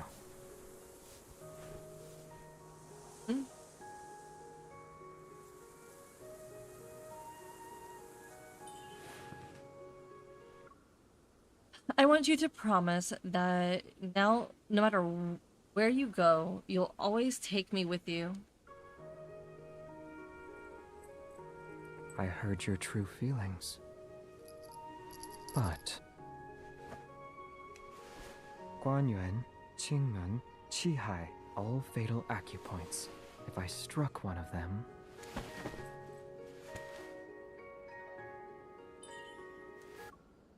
Can't the ones who lost make a quest?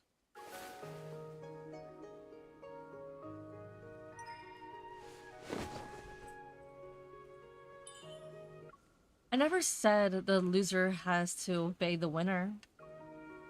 Indeed. Besides, our feelings are the same. We'll see those distant mountains, rivers,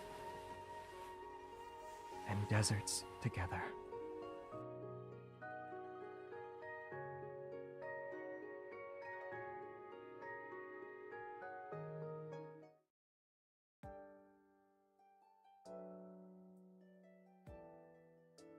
Much time has passed since then. After Xavier and I visit snow-capped mountains, vast deserts, and blue skies, and rolling grasslands, I suddenly remember a question that once deeply troubled me. Xavier, why didn't you take me with you when you left the Lingxing sect? I didn't know if you wanted to leave, and it'd be unfair to take you away without asking. Then I asked people to give the sect leader information about how I listened to you more than anyone else. Once you were sent to me, my plan could finally...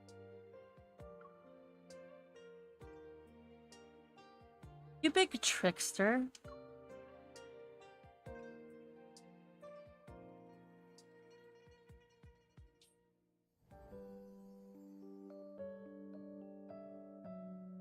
Okay, so it took about 2 hours to read.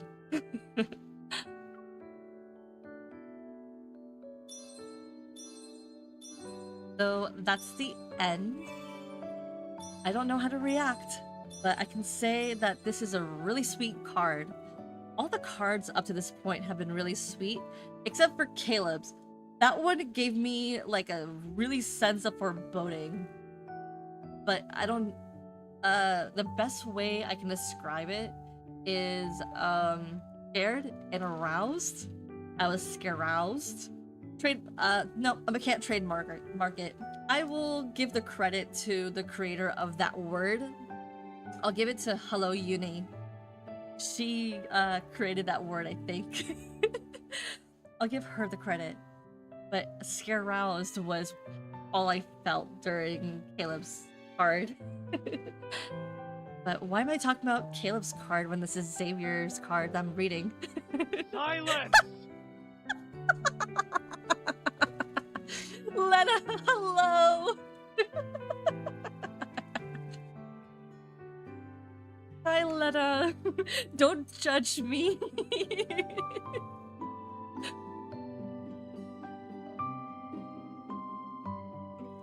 Yeah. I felt butterflies during Silas's card, and I felt like hella warm on my inside for like Zane's cards.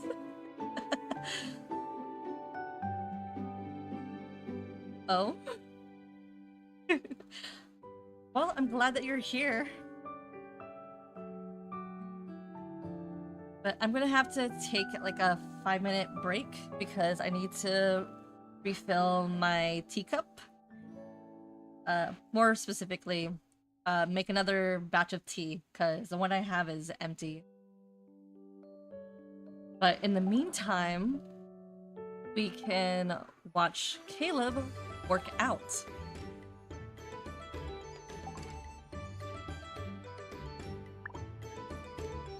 Let me guess. You want to show off and talk about how many wanderers you defeated today. Well, did you manage to beat your personal best? I think so. Alright, tell me about this grand plan that's brewing in your little noggin. I don't think you want to know, but I'm going to...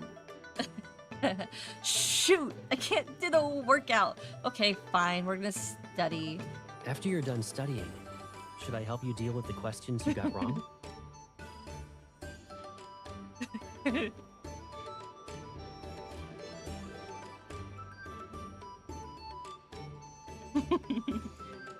I wish we could be both sent to horny jail. However, because I don't have Caleb completely unlocked on my Raphael account, because I got him literally maybe like 2 months ago, and I haven't really been paying attention, I didn't realize that I don't have the opportunity or option to have Caleb work out with us. But ooh, the image would have been nice. Anyway, I gotta go to get some tea.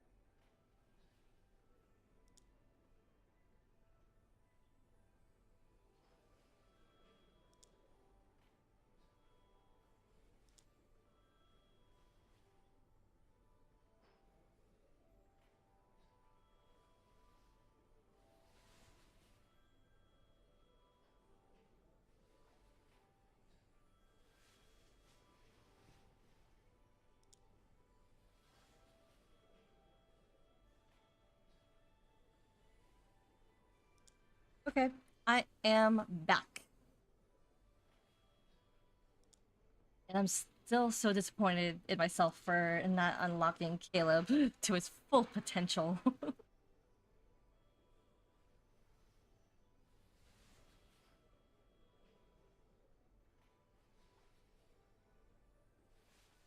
If each solution is a leaf, then there's already more than one on this tree. Wonder what happens if I keep You poking. make a study plan, and I'll make a snack restock plan. Once you're done with studying, we can go to the supermarket. Oh my god. He's so sweet.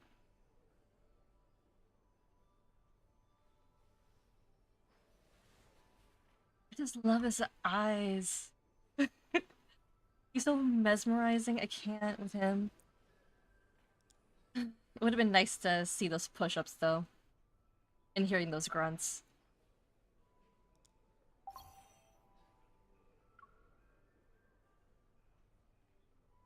Let's call it a day. Okay. Studying also requires you to take a break.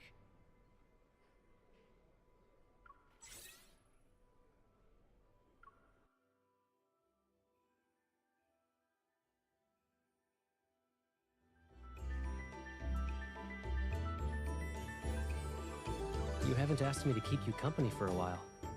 What do you want to do? Okay, so I have to be affinity 30 with him, and where am I at? 25. Nowhere close.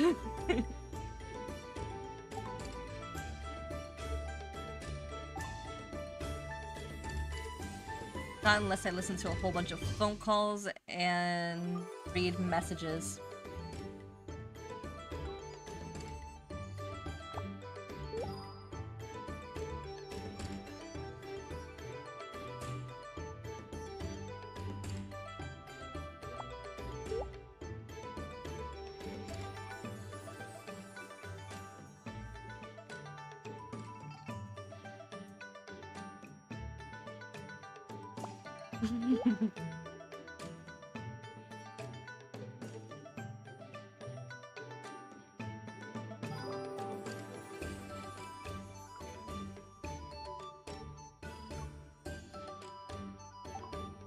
Yeah, but I don't have time to go through all that. What I need to do is go in and change my MC to Raphael's image.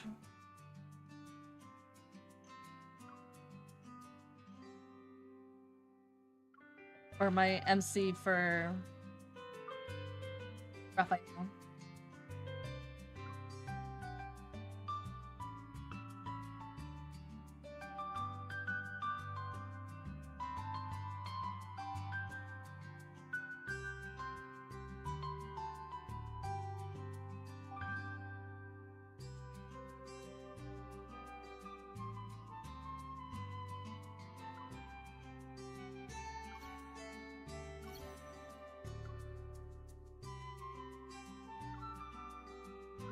Let me just apply.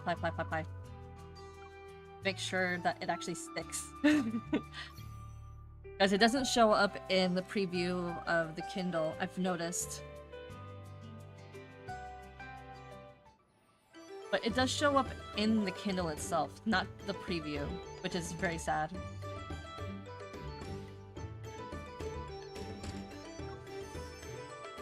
I don't even have to change her hair. Like, it was pointless for me to buy the, Hello, Hunter! I'm fine. How about you? Welcome to the chat. Right now we're testing to see if the hair bug Wearing works. a mask and skulking about. It's very suspicious.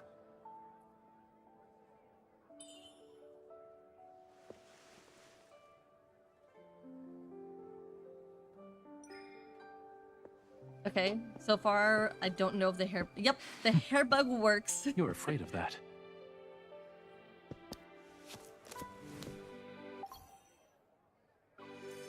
That's what I was concerned about, if the hair bug works. because every MC that I have is different compared to each other.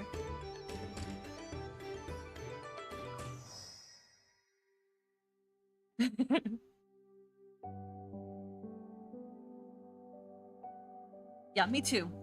This is the last card I'm going to read. I've saved the best for last, because of course, our Master Jinchi cosplayer, Raphael.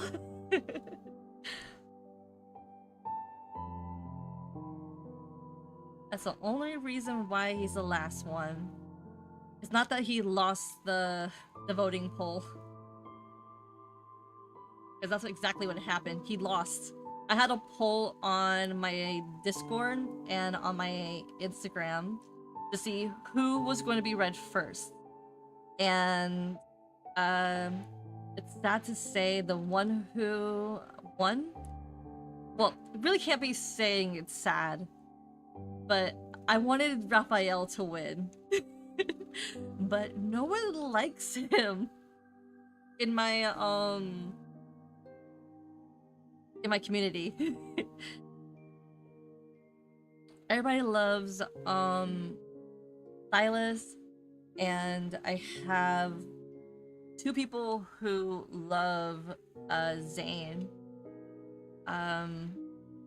And it's only between me and another girl who love Raphael.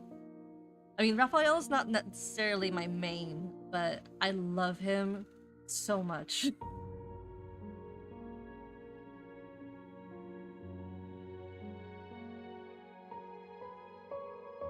And you don't want to know how long it took me to get all the cards.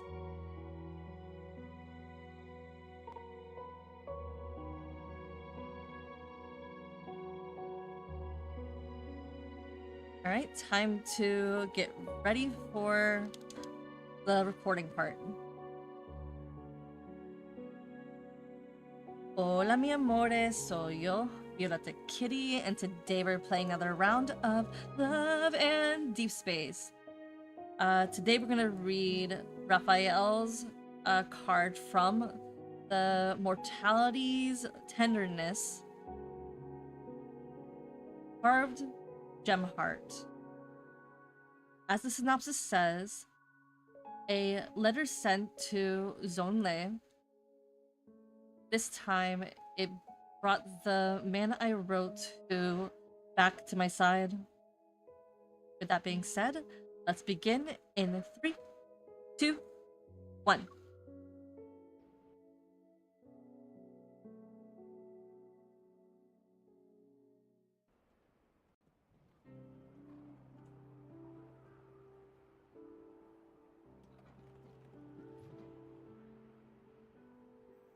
Willow's cast in Willow's cast indistinct shadows as sunlight bathes the scene of golden hues. The long street teems with palanquins and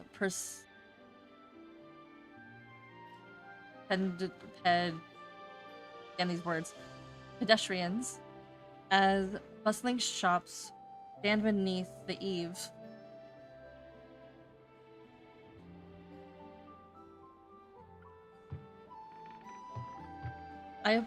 As I approach the courier station, a familiar person sees me and offers me an apologetic smile. My apologies, my lady, but there are no letters from Zhao Le today. Rest assured, I will notify the Ministry of Ceremonial Affairs once one arrives. May I ask whose letter you're waiting for? You're very concerned about it. It's from a good friend. We haven't seen each other for quite some time, so I can't help but worry about him. After bidding farewell to the courier, I head to the Dongxi bookstore. There's Nothing that needs my attention at the moment. Our proprietor put in a tremendous amount of effort to acquire this catalog of ancient jade artifacts. This is the only original copy that's left. If you're interested, I can let you have it for 99 taels. Consider it a special offer. I raised 2 fingers. 20 taels? Miss, 20 taels of silver wouldn't even cover the cost of a few pages in this book. Are you... 2 copper coins. What? Ignoring the clerk's parade. Ignore the clerk's parade of expressions. I pinch a page and gently rub it. The original manuscript of the catalog was published during the previous dynasty, which was over 40 years ago. 40 years ago. But the paper in this book is new. It was made this year and artificially aged. That's... You foolish boy! This is the lady from the Ministry of Ceremonial Affairs. She oversees the Imperial Archives. How dare you display ignorance before a true expert? The bookstore owner hurriedly comes over, scolds the clerk, and turns to me. And in ingrated smile. These words.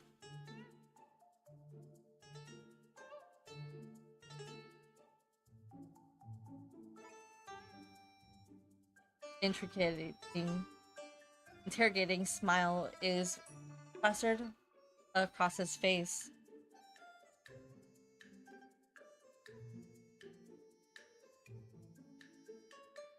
Ingratiating. That's the word. An ingratiating smile is plastered across his face. Aside from the jade artifact catalog, he presses the entire record of rare treasures into my hands. He insists it's compensation for the misunderstanding.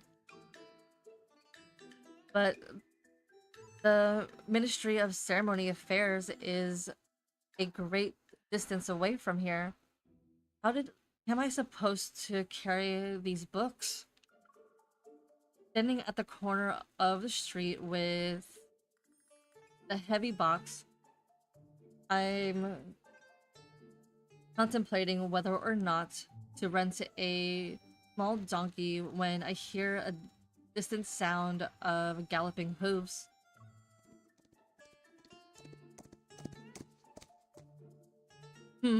That man on the horse looks somewhat familiar.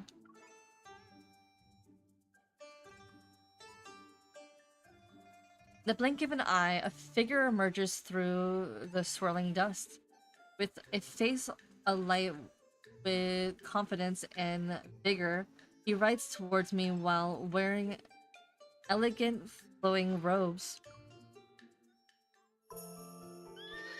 When he's within arm reach, he pulls the reins with a single practice motion. His fine steed comes to a stop, and his gaze at me.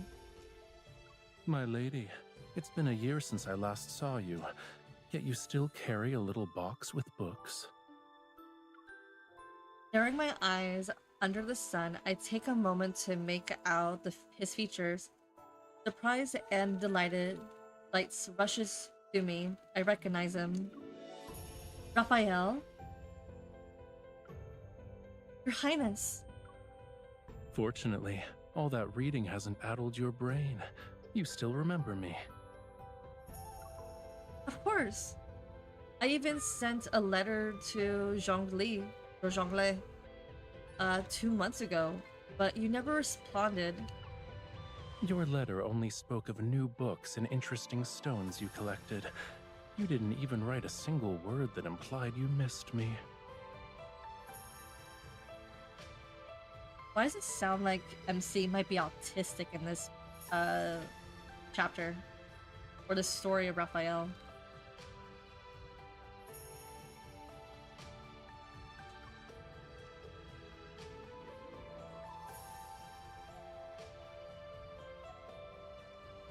I see no reason to respond to such things. I rub my forehead and look down at the street. I see banners flutter in the distance, and I hear the rumbling of approaching carriages and riders. A realization dawns on me. The distinguished guests who kept the Ministry of Ceremonial Affairs running circles are the diplomatic envoy you're leading. You knew diplomats were arriving in the capital, but working in the Ministry of Ceremonial Affairs, you weren't aware of their identities?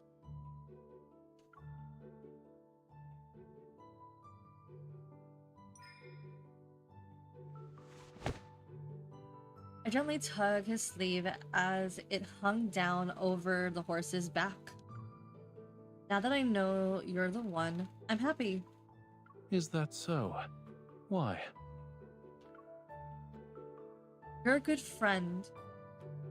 Why wouldn't I be elated? 3 years ago, I was offered to travel to Zonlei to collect an authentic version of rare jade and compile an illustrated catalog of them. By coincidence, I become acquainted with Raphael, one of Donlei's imperial princes. So he's one of many. As time passed, he became my close friend. After 2 years, I received orders to return to the capital. I had no choice but to hastily bid farewell to Raphael and set off. But for some reason, Raphael's expression suggests he can't. He's not satisfied with my answer. A good friend. All right. Since I'm your good friend, shouldn't you properly entertain me?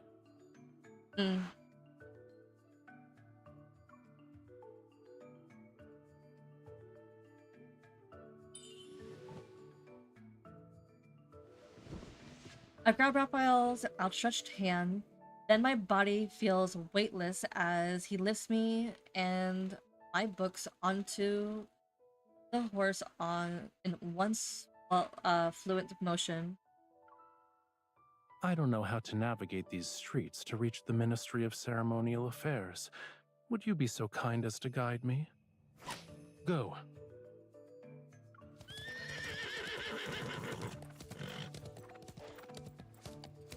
Wait! Bouncing on the horse's back, I struggle to hold my books in one hand while barely managing to grasp his collar with the other. Galloping like this in the capital will get you fined 10 tiles.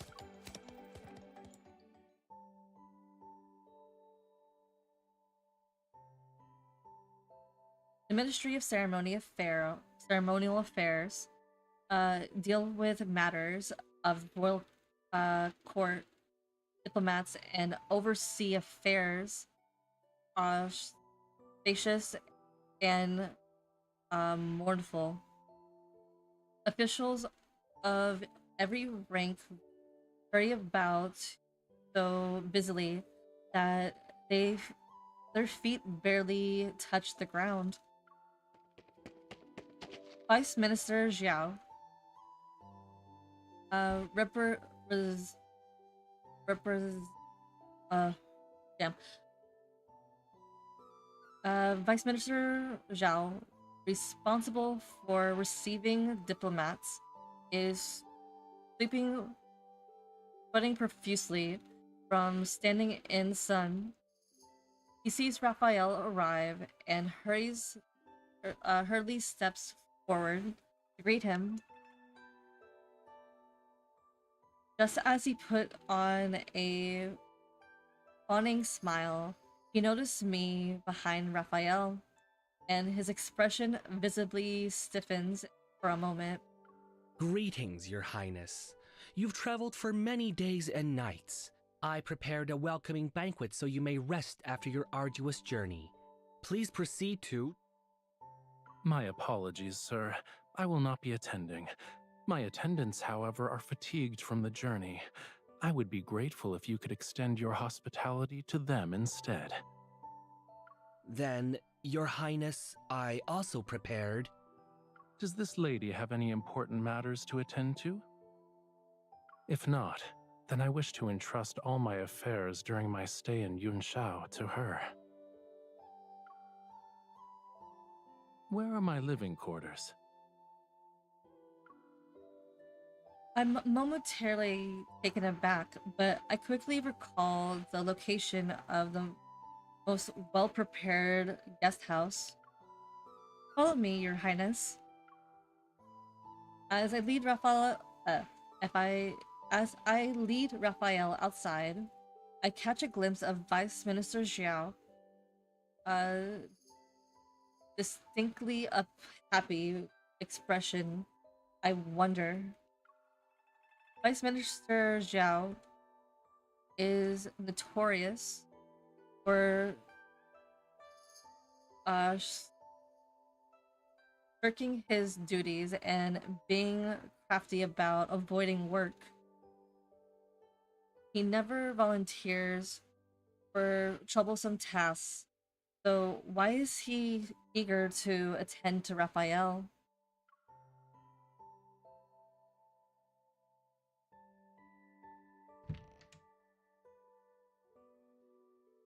The Ministry of Ceremonial Affairs has arranged the largest guest house in the area for the dignitary,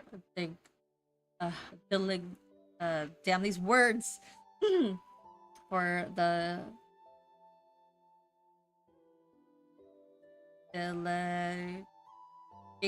delegation.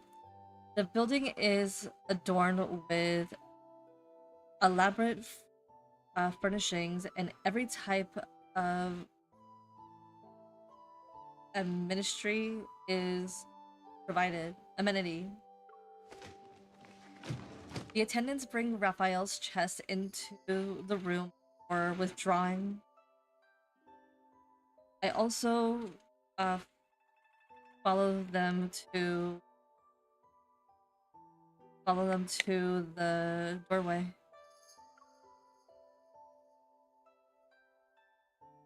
I shall not disturb Your Highness's rest any further. Wait. He tosses the fruit at the door. Thud. The impact closes it. Why are you being formal with me? Back in Zhaole, didn't you follow me everywhere I went? That was because I was a stranger in the foreign land, and you were the only person I knew.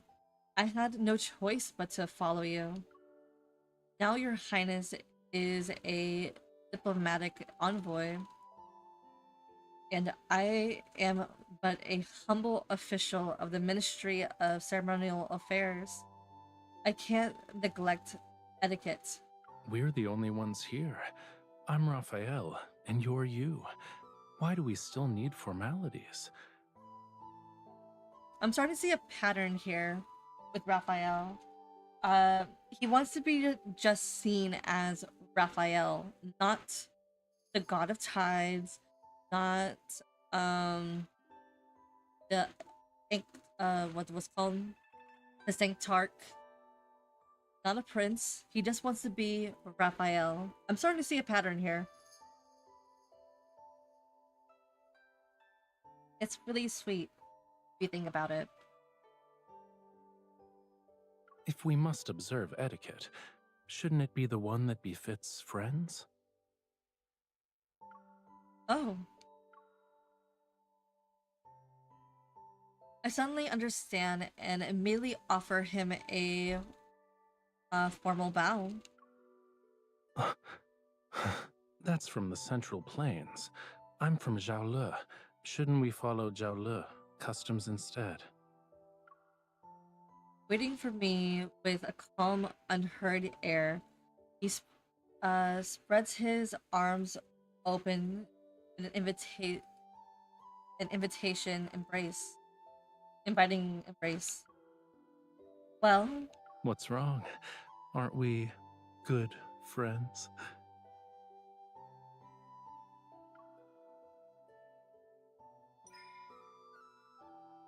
just as I raise my hand, I am pulled into a warm embrace. You feel lighter than before. Does Yun Shao have nothing to eat?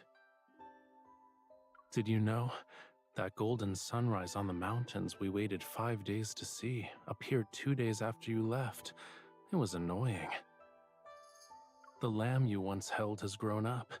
It's quite bold and chases wild horses for fun. A pleasant fragrance wafts over his clothes as I'm in a daze. Is this greeting supposed to involve a tight embrace?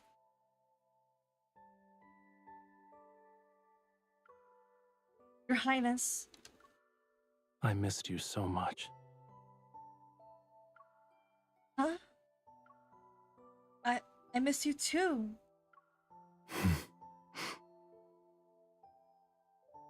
I doubt the meaning behind our words is the same.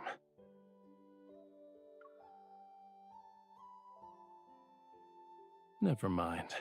As they say, jade needs to be carved to show its worth, and sometimes a stubborn head needs a wallop to find clarity. Confused, I touch my head as Raphael bends down to pick up an ornate box from the table nearby. Do you know why I was summoned to the capital this time? I shake my head before nodding. At first, I was unaware. However, I heard that 2 months ago, he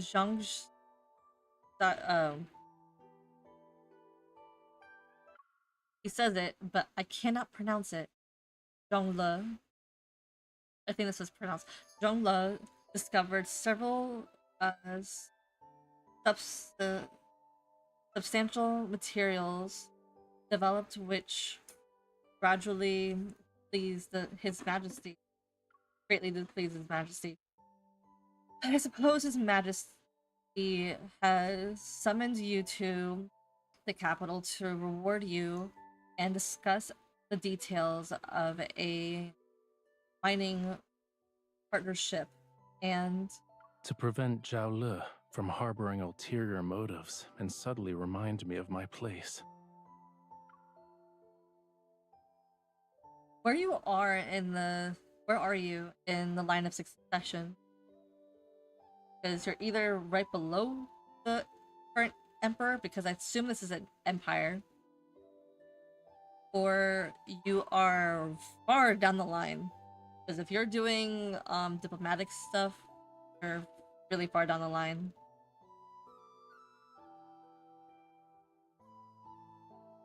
Unsure of how to respond, I awkwardly try to move the conversation to another topic.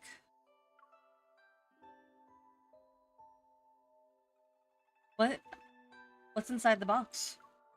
It's a polished gemstone from one of the mines.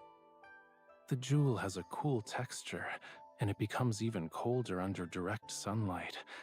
That's why it's been provisionally named Ice Soul Pearl.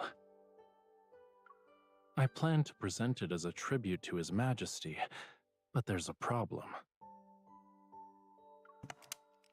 He opens the box to reveal the soul pearl about the size of a lagoon. That's a nut. Aside from a strange black mark on the surface, it's crystal clear. It was perfect when I left Jiaole. I don't know when its appearance changed. With your expertise in jade and treasures, do you know of a method to remove this black mark? I carefully lift the ice soul pearl with a handkerchief. The coldness strikes my palm. It's truly magnificent, remarkable, but this also presents me with a dilemma.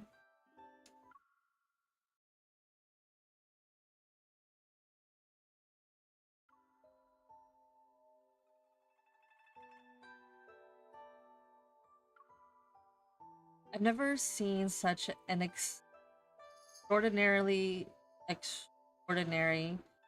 jewel before. I'm afraid uh, um, I'm afraid conventional methods are ineffective.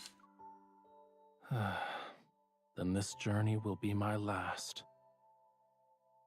I hoped I could use it to request a favor from His Majesty. Now I'll be fortunate if I escape without being charged with deceiving the Emperor.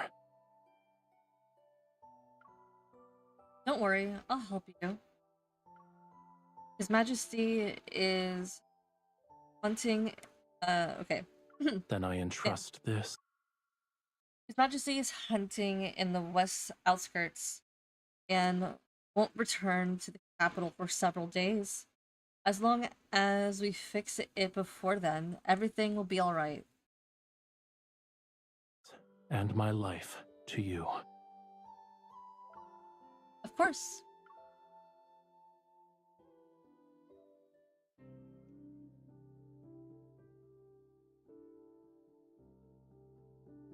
However, the Ice Soul Pearl is exceptionally rare, and I'm terrified of damaging it.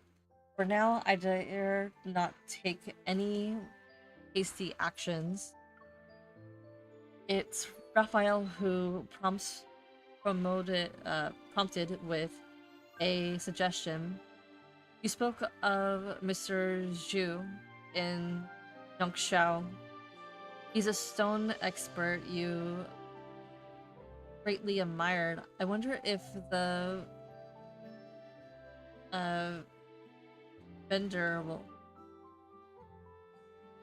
venerable gentleman is currently in the capital. No longer days, I immediately take him with me to Mr. Zhao's residence. But when I reach the front gate, I find myself hesitating once again. Okay, I need to go take another 5-minute break. I'm sorry. Apparently, I drank too much. BRB.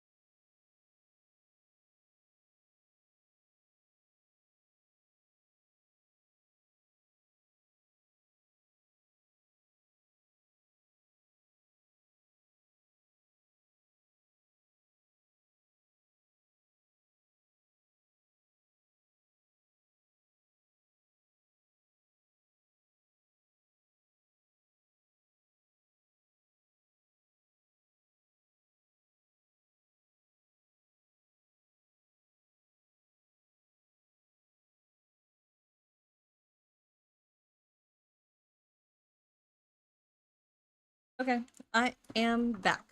Sorry for the break.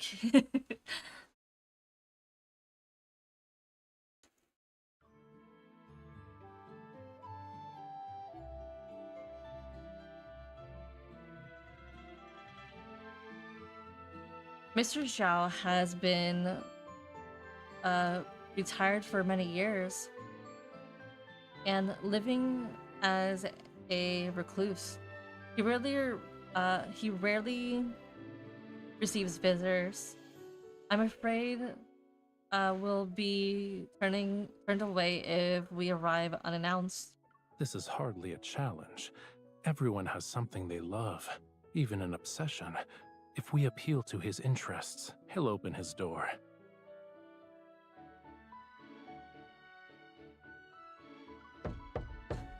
Raphael raises his hand, and his attendant nearby immediately moves to take the gift and knock on the door of Mr. Zhu's residence.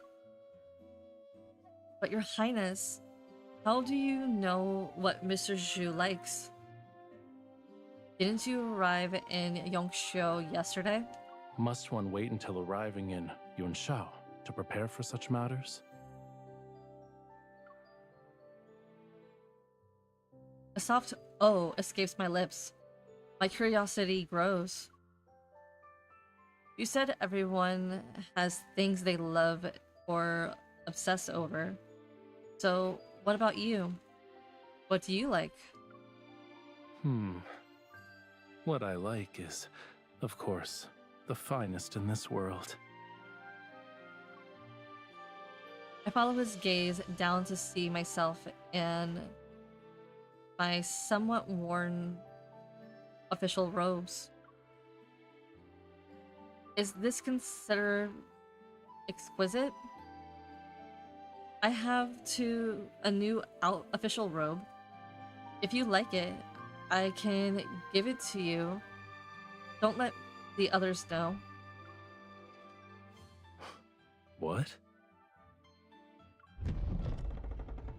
The nearby attendant nods to us. The servant from Mr. Zhu's residence opens the main gate. Perfect. Let's go.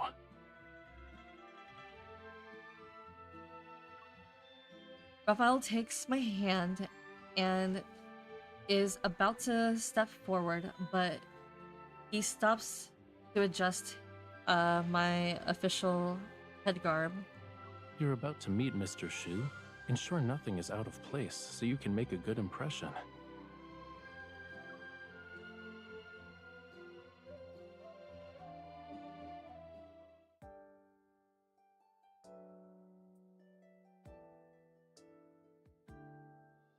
When we leave Mr. Zhu's residence, the sky has darkened.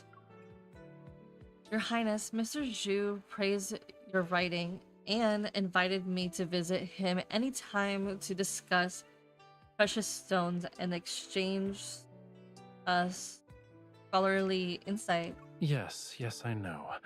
That's the 100th time you've said those words. Someone sounds pouty. I see. When you and Mr. Shu start discussing scholarly matters, you forget I exist. Of course not. I remember everything. Is there a reason to be nervous? It was a joke. Seeing you this happy makes my efforts worthwhile.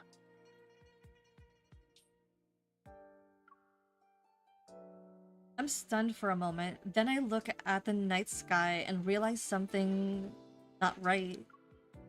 Your Highness, where are your attendants and horses? I ordered them to return and rest. You know, we'd be at Mr. Zhao's residence for that long? Was the ice soul pearl so a pretext? Did he use this to give me an opportunity to visit Mr. Zhu or Zhao? Don't you remember? I was the one who helped you find Mr. Schu's Boreal region geography. Okay, makes sense.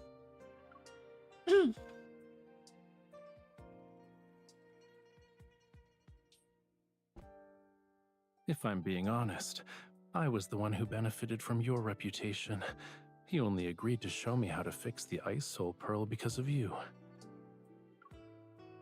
An emotion in my heart softens as I recall the package that have been arriving throughout the year. Greetings. I received all the mushrooms which have been air-dried and preserved. I used them to make a soup with the wild pheasant I caught while hunting. It was exceptionally delicious. The Boreal region geography you were looking for is enclosed in the package. It's incredibly heavy, so be careful not to drop it on your foot. Don't stay up late with reading. If your eyesight worsens, you'll never be able to ride horses again. Greetings. The ice on the river has melted, but the wind and sand are raging. Visibility is so poor that I can't even see my fingers when I raise my hand. Fishing plans have been temporarily postponed. I'll send you dried fish next month. I found the missing agate. It turns out Fei Cui, the horse you rode, ate it when it was mixed in with its feed. I won't go into the details of the search, but I've scolded it. Hopefully it learns from its mistake.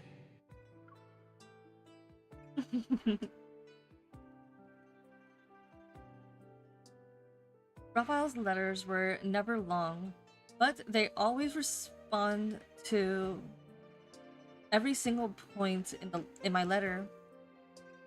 It truly made me feel touched. Your Highness, thank you. I promise I'll do my best to help you fix the soul pearl. Is that your only method for expressing gratitude? Isn't there anything else you want to say?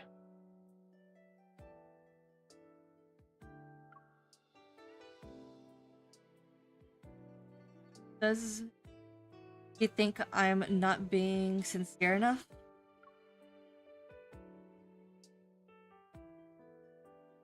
Well, you sent me so many gifts and remembered all the little things I mentioned. You're a thoughtful friend. Haven't you ever wondered why I treat you well?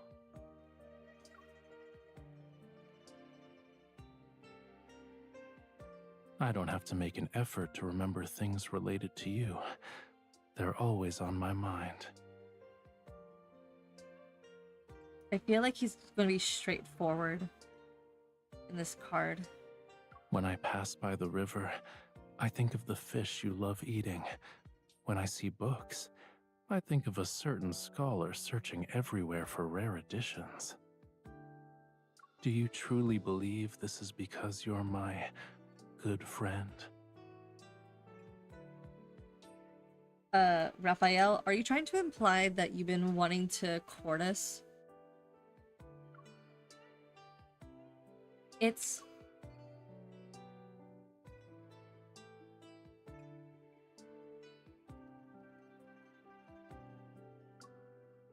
But we're of the same mind. Whenever I see things nice, I think of you. Isn't that how friends care about each other? Do you care about your other friends in the same manner?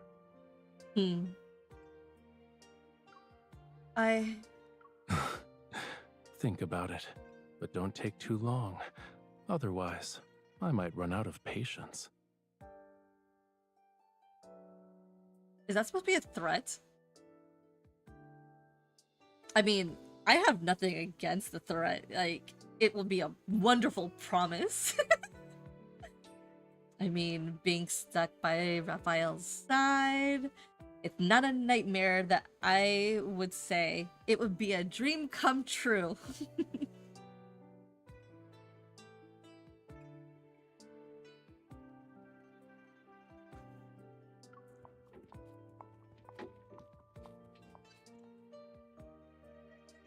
The horse-drawn carriage stops under the nearby tree. Raphael pats my shoulder. I'll take you home. Where do we need to go to reach your residence? I'm not returning there. I must go to the Ministry of Ceremonial Affairs main building. It's late. What do you need to do?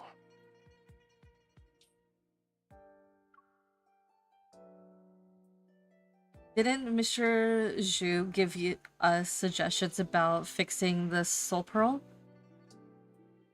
I need to refresh.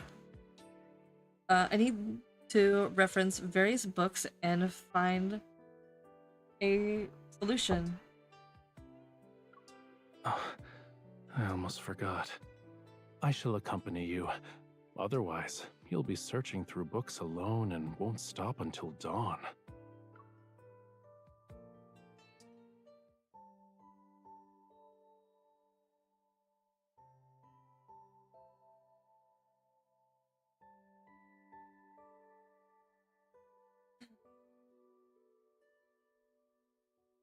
The Imperial Archives is located in the western wing of the main building.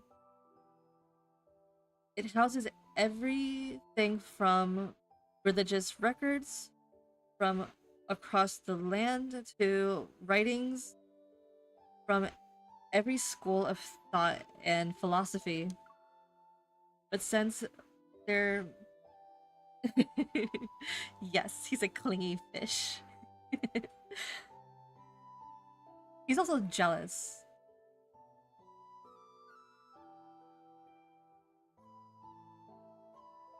But since there's nothing in line one's pocket with, no one wants to take up the post. It suits me perfectly, however. Do you have to climb over mountains of books when you work?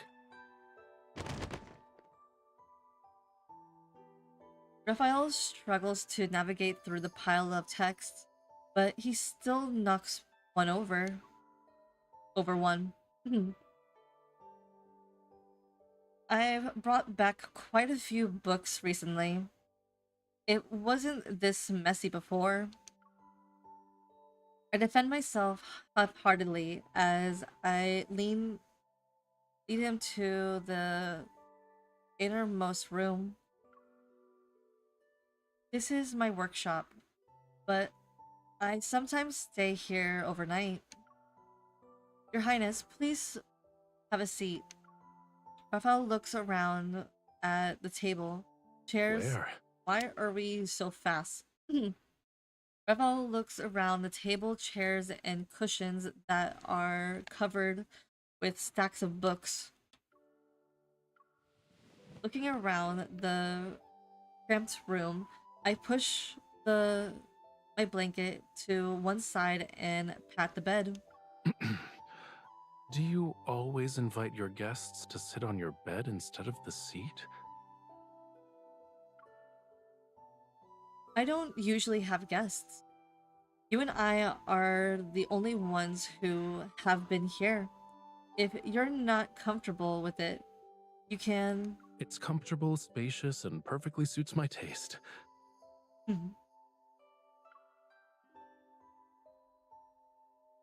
Raphael quickly sits.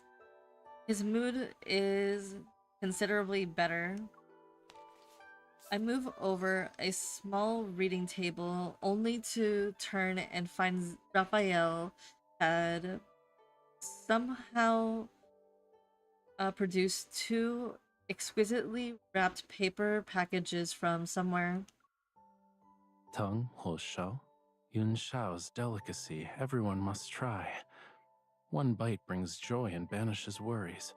2 bites revitalize your spirit. I finally have a chance to try that snack you recommended. Here, this one's for you.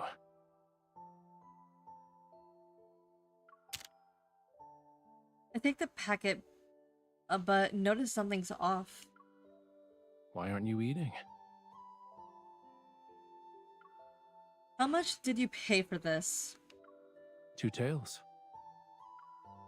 Looking at the squished pitfall, Hongji, whatever this word is, I cannot pronounce. I feel my anger boil over. Which shop would commit such a despicable act? To steal a visitor's money like this. Is there anything wrong? I spring to my feet and dash outside. Where are you going?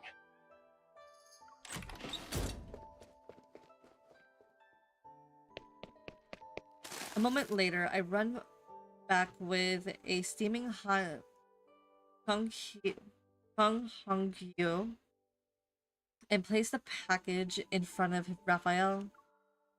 This is authentic Hongyu, freshly made. Enjoy it while it's hot. Why is there only one? Only then do I realize I forgot to buy a Tongshu Ho for myself. I shake my head at Raphael. I've been here so long that I'm tired of eating. Let's share it. Before I can finish, Raphael deflects, deftly breaks the pastry in half and offers a piece to me. I scoot my small wooden stool over to sit beside Raphael and accept my half of the snack. The one you bought is delicious. Having successfully redeemed the reputation of Hongjiao, of this word, in Raphael's eyes, I feel at ease and break off another piece for him. It would have been better if you arrived 2 months earlier and 2 months later. Yangsho would never Yangsho would not only have more fresh and delicious snacks then, but the scenery would also be more beautiful than the currently is. It doesn't matter. I've already tasted the most delicious snack and seen the most special scenery. There is no other place where you could find these impressive mountains of books and seas of books.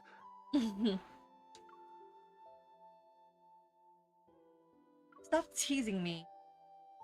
Your Highness, please stop teasing me. I'm not. I'm being sincere.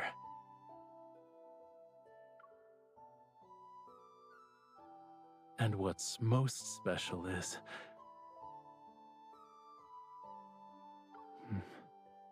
it's that you're here. So this place has a unique charm. I open my mouth only to be unable to think of a response. So I bite my Pankyoshi instead. Did the merchant add extra brown sugar today? Why does it taste so sweet?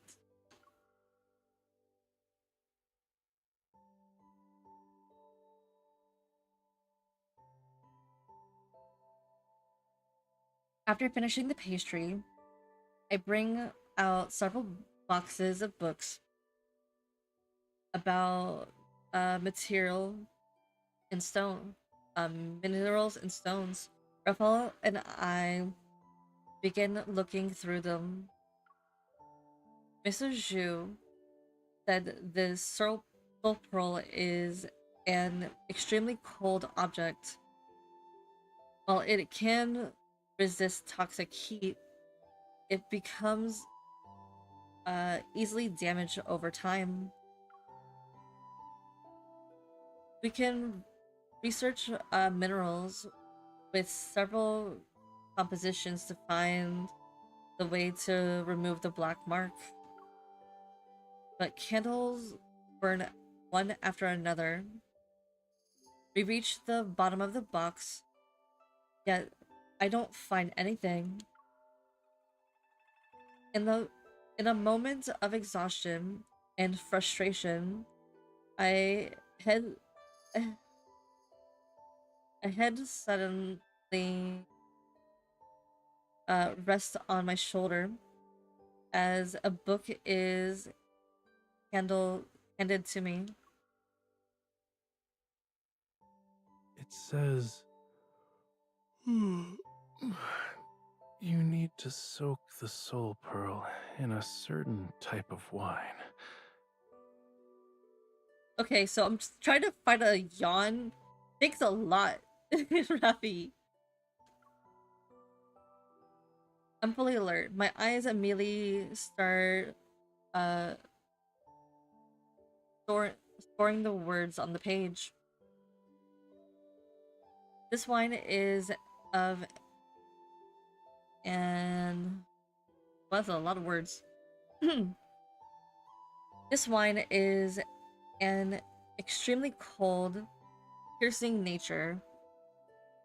It's brewed in the water from melted snow, pine branches, harvested during midwinter, and other related ingredients. It tastes its taste is pure and its essence is crystal clear. Drink it thoroughly cools one's body. This is it. Your Highness will go tomorrow. No, today. We'll check every wine shop in Yangshuo.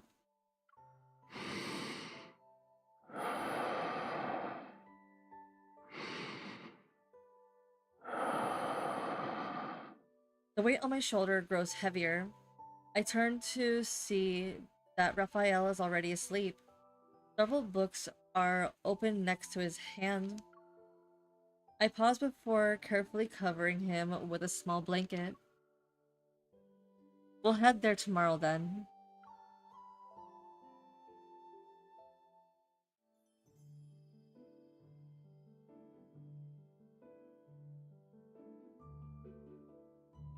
But Raphael and I alone can't possibly visit every wine shop in Yangshuo.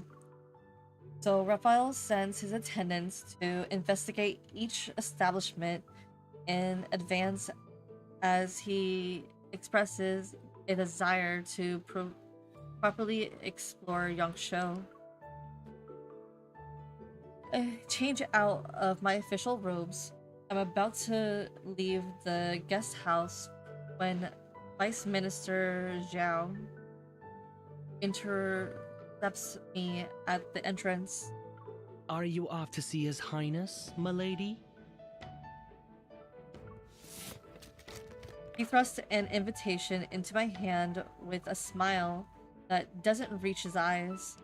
Perfect. You can deliver this to him. It's from Duke Zhao.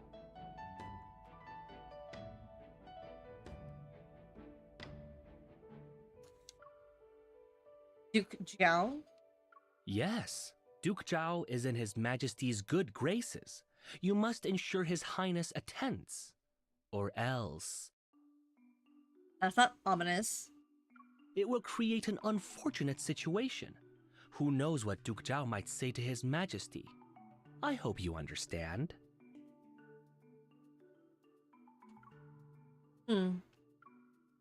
Although I spend my days buried in the archives, I'm not ignorant of the current state of the royal court. His Majesty wishes to strengthen relations with Jolé's royalty. Jola. Which is why he's been showing exceptional generosity to Raphael. However, not everyone is pleased to see the alliance flourish. I heard that Duke Zhou reputation, he is inviting Raphael to a banquet, but who knows if it's actually an ambush disguised as a hospitality. So that's why Vice Minister Zhao was enthusiastic about Raphael before. He must be following Duke Zhao's orders.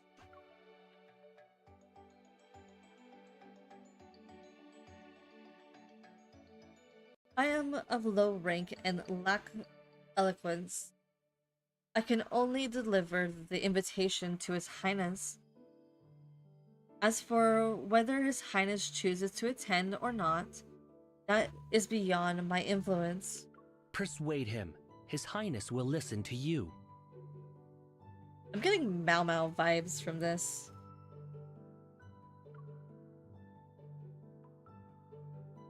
I can't possibly have the status to. Vice Minister Zhao gives me a skeptical glance. Ever since His Highness arrived at the capital, there hasn't been a day when he wasn't by your side. If you can't persuade him, then who can? You're mistaken, sir. His Highness merely values our past friendship, nothing more. He can't take his eyes off you for a second, and you call that friendship? Watching Vice Minister Zhao storm off with a dismissive flick of his sleeves, I blink a few times, yet I find myself inexplicably pleased.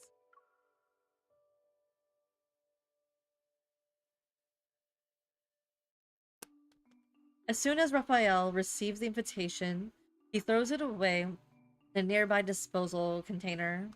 I'd much rather take you horse riding than waste time on that. Speaking of which, what's your current progress? You haven't forgotten everything I taught you since returning to Yunshao, yes? I remember the lessons. Whether or not I can actually ride a horse is a different matter. Don't worry. We can do a few rounds of practice soon. I guarantee it'll be so memorable that you couldn't forget even if you tried.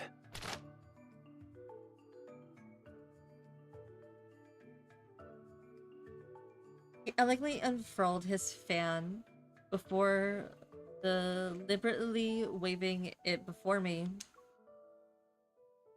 On the fan was a figure flourished atop a horse. Wait, no. Figure flailing atop a horse. And judging by the clothes, it's unmistakably me. Why you? Don't you like it? I drew it several times before picking the best one to put on the fan. Whenever I look at it, I'm reminded of your gallant figure riding the horse, hanging off the horse, and then existing in a state of unconsciousness on the horse.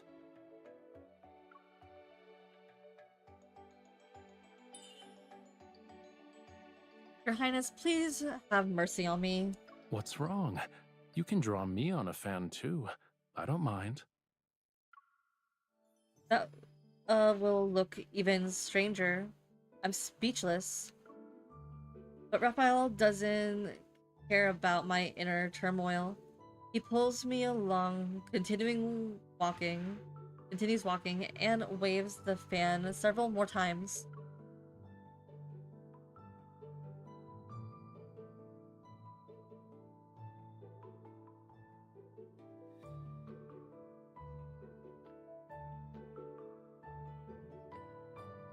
At a small bamboo lantern carving stall, I'm bewildered.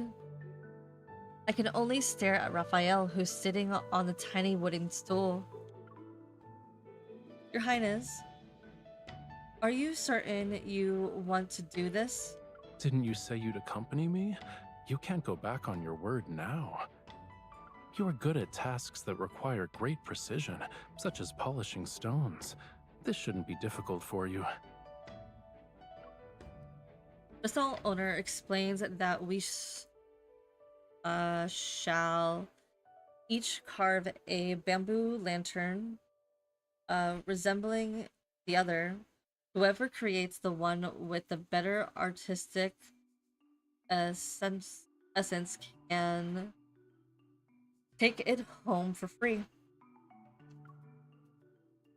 At a loss, I gaze at the materials before me.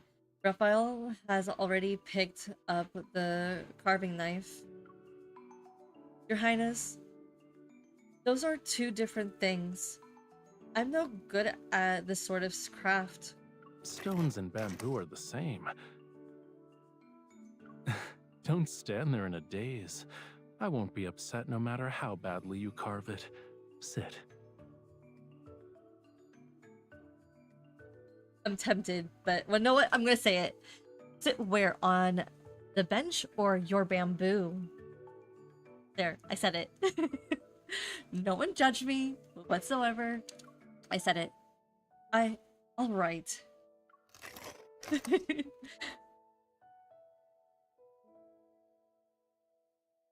You're truly skilled, sir. This bamboo lantern is so beautiful. It looks exactly like this young lady. It looks like it belongs to this young lady.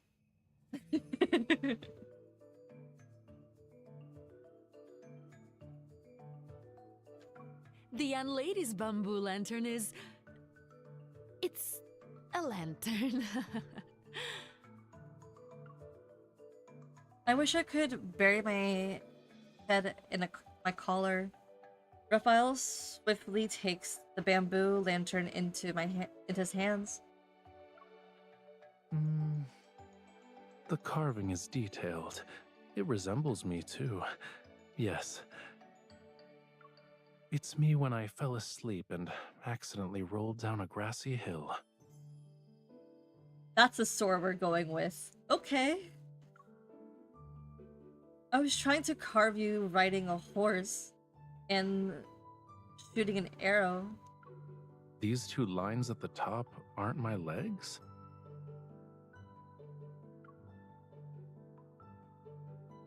I know you're making fun of me.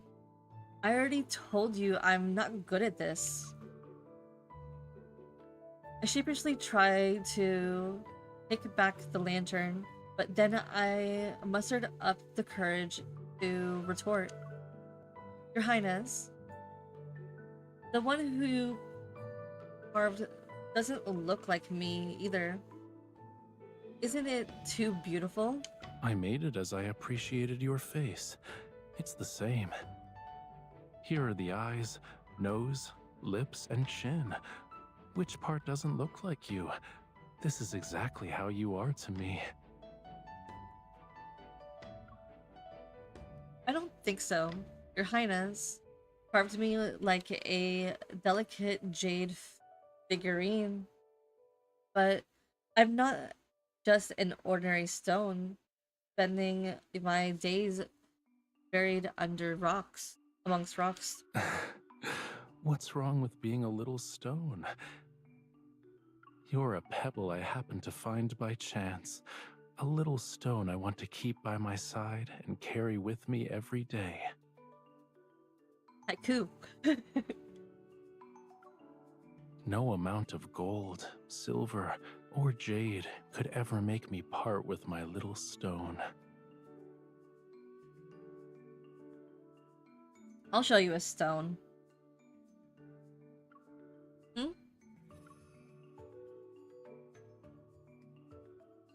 Those emotions bubble up again. They're somewhat chaotic, somewhat tender, and somewhat impossible to put into words. I reach out, intending to take the lantern, and hear myself redirecting the flow of the conversation. could you give me back the lantern? I'll take it home and fix it. Of course not. If you stare at it every day, you might start thinking I actually look like that. As if afraid I might change my mind, Raphael stands up and leaves immediately. He holds the bamboo lantern and that sways triumphantly. These are mine. I won't let the two people carved on them be separated.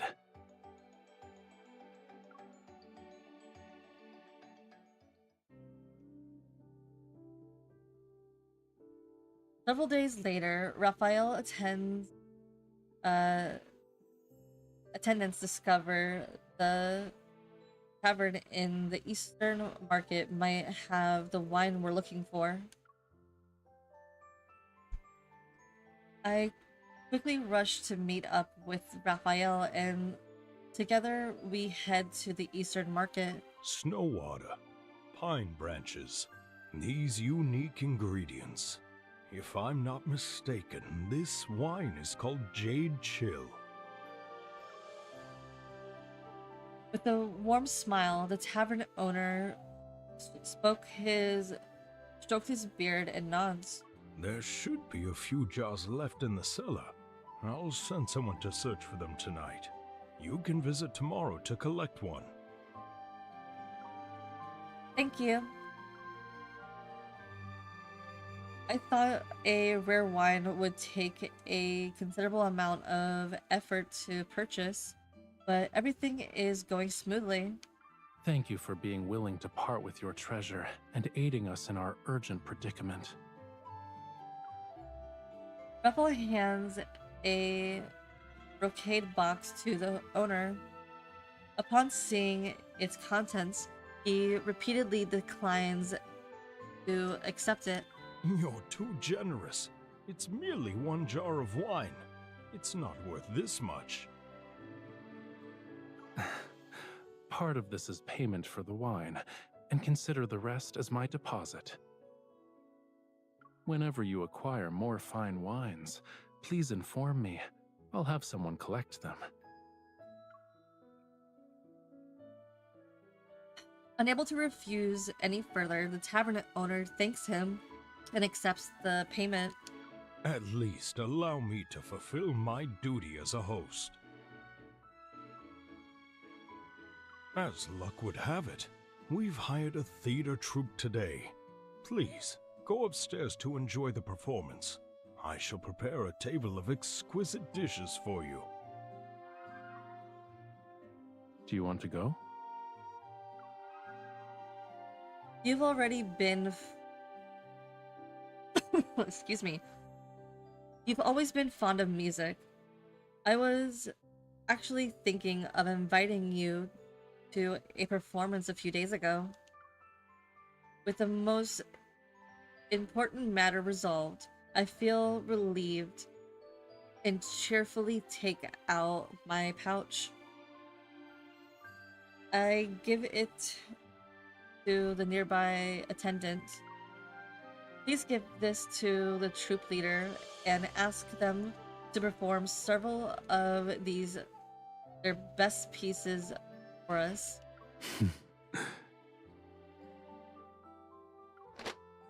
Raphael closes the fan and makes a formal bow towards me. Thank you for your generosity, my lady.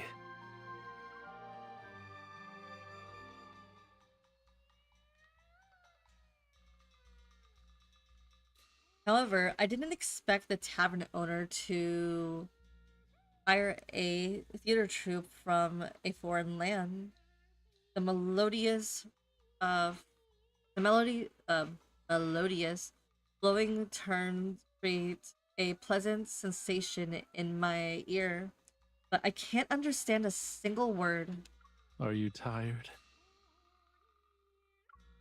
No. It sounds beautiful. I try to sit up, but I almost fall over. Raphael quickly steadies me. What they're performing now happens to be a popular piece from Zhao Le. Let me explain. Raphael flips the fan in one hand and uses it to point out several details. The opening scene has a young lady introduce herself. She explains how she arrived in a foreign place alone to join her aunt, who runs a business. Now, a young nobleman from a prestigious family enters. He accidentally intrudes upon the young lady while asking for directions, and this is how they first meet. They've only sung 3 lines. How did you get all of that information? Zhao Le opera is renowned for its fast-paced rhythm and condensed lyrics. Somewhat skeptical, I nod. I only to find that the more I listen, the more off it sounds. You're saying the nobleman taught the young lady how to ride a horse, and she fell from the horse into his arms? Look, the young lady is raising her hand. That's her swinging the whip. Nonsense. Someone who just learned how to ride a horse would never have the courage to do that. These 2 lines are about the nobleman going to the marketplace with the young lady. The 2 are making lanterns. Why does this plot feel familiar? This part is about the young lady receiving a letter from home. She's forced to bid farewell to the young nobleman and return to her hometown. The man on the stage suddenly recites 2 lines that rise and fall rhythmically. I immediately ask a question. What did he just say? He was expressing his emotions through poetry. The written characters reveal his feelings toward the young lady. How did he confess? He's speaking in a foreign language, but it roughly means, "A fish of longing swims in the depths of my heart, hoping to become a clear stream that reaches your shores. I wish to dart." Poetry.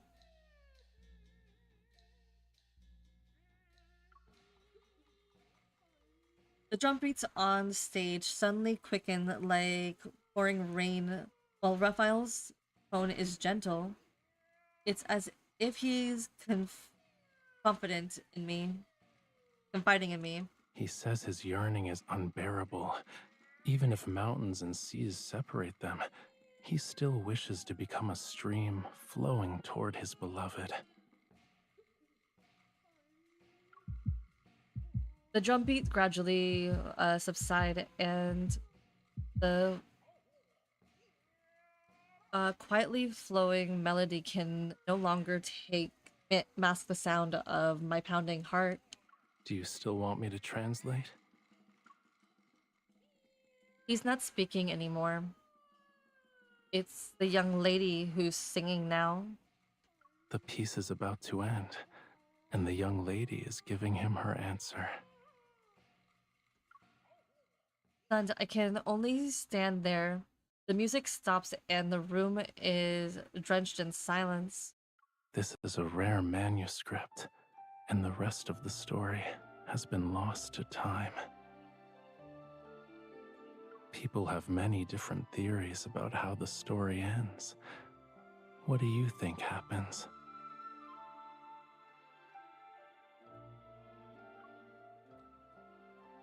She stays with him. I believe the young lady would accept his feelings, and they shall ultimately overcome all difficulties and stay together. Do you also believe that when 2 hearts are in harmony, they can withstand any hardship?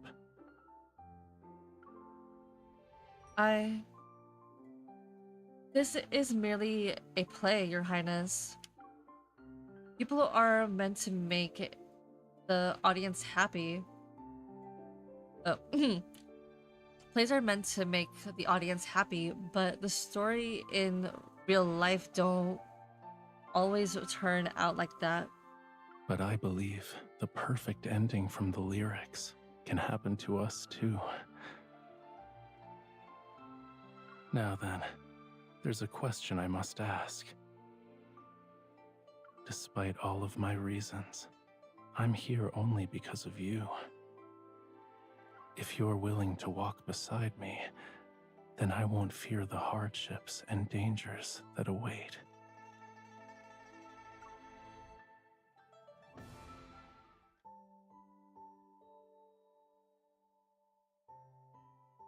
I don't remember how I returned to the Imperial Archives. When I come to my senses, everything is so quiet that only a flickering candlelight breaks the silence. I open a book, but I can't absorb a single word. Raphael's voice keeps echoing in my mind.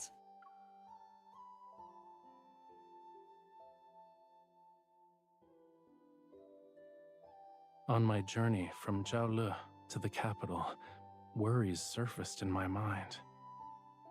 I was worried that I might no longer have a place in your heart, since we hadn't seen each other in a year.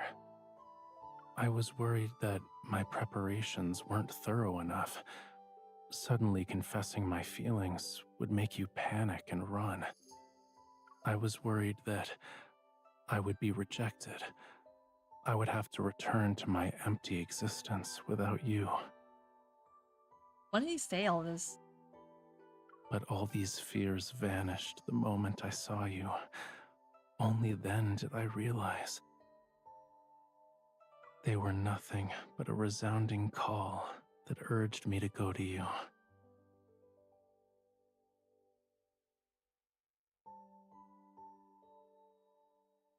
I'm sorry.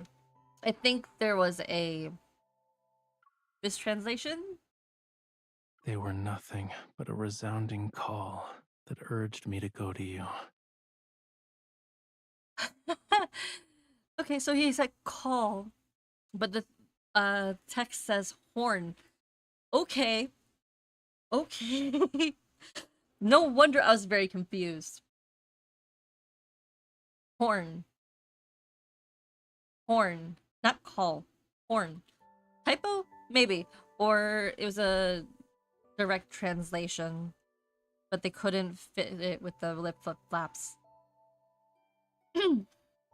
I cannot turn back, so I'll wait for your answer. You don't need to give me an answer now. I won't leave Yun Shao until you've given yourself time to understand your own feelings. I'll wait for you, but don't take too long. How does giving me your answer when we meet next time sound?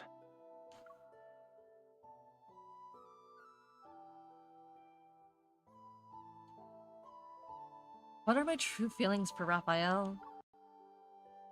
Memories of Raphael flood my mind and settle on a summer night from long ago.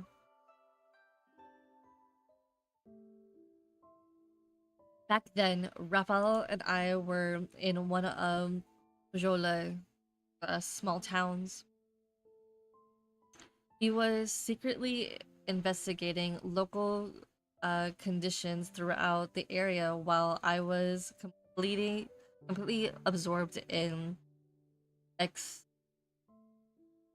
scavenging stones, excavating stones. He prepared to leave early, and we agreed to meet again after returning to the capital. But I was still reluctant to say goodbye to him. Didn't you say you stay here for a little... Did you say you'd stay here for at least another month? The truth I needed to find has been uncovered, and certain individuals have been taken care of. I must return. I racked my brain, trying to think of any unfinished business Raphael might still have, but there was nothing. In that case, There's no reason for you to stay here anymore. You want me to stay? Why? I don't know. In that case, I have a good reason for staying.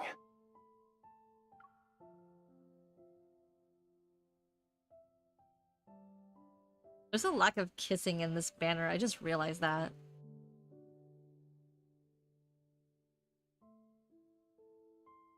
Are you saying it's me? Yes. If I stay, perhaps I can wait until you figure out why you're reluctant to see me go.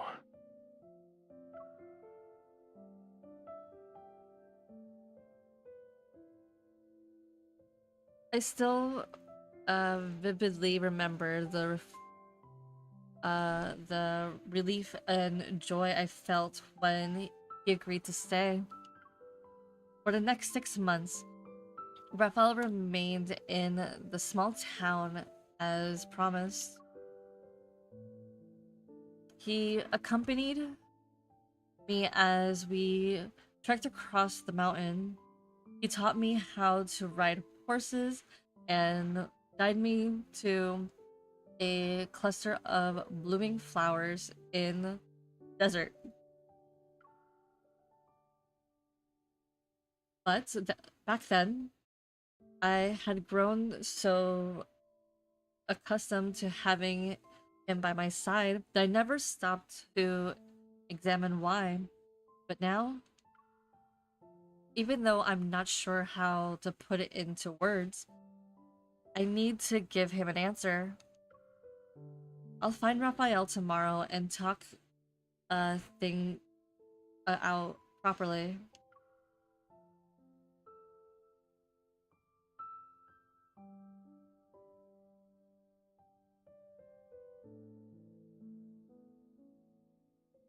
Early the next morning, I visit the guest house. I plan to collect the wine with Raphael, but I only find a few attendants. Duke Zhao sent people to invite His Highness early this morning. A banquet had been prepared, and they were only waiting for His Highness to arrive. His Highness couldn't refuse them, so he had no choice but to go with them.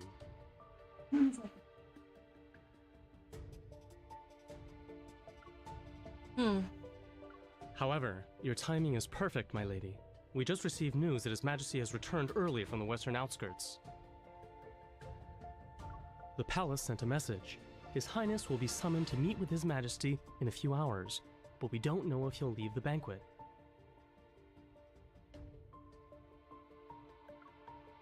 Huh? This is bad. I need to warn Raphael, and we need to get the wine before he enters the palace. Without any hesitation, I turn and dash towards the door. Then I quickly realize my mistake and hurry back. Where's Duke Zhao? Banquet being held.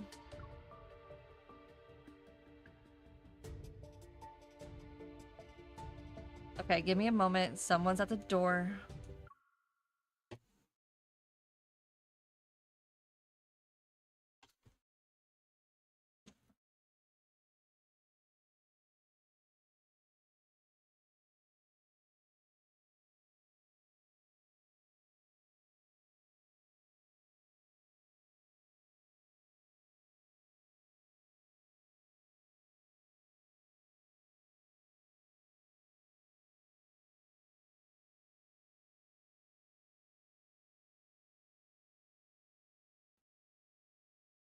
Okay, I'm back. I'm back. It was just my roommate. She forgot her key.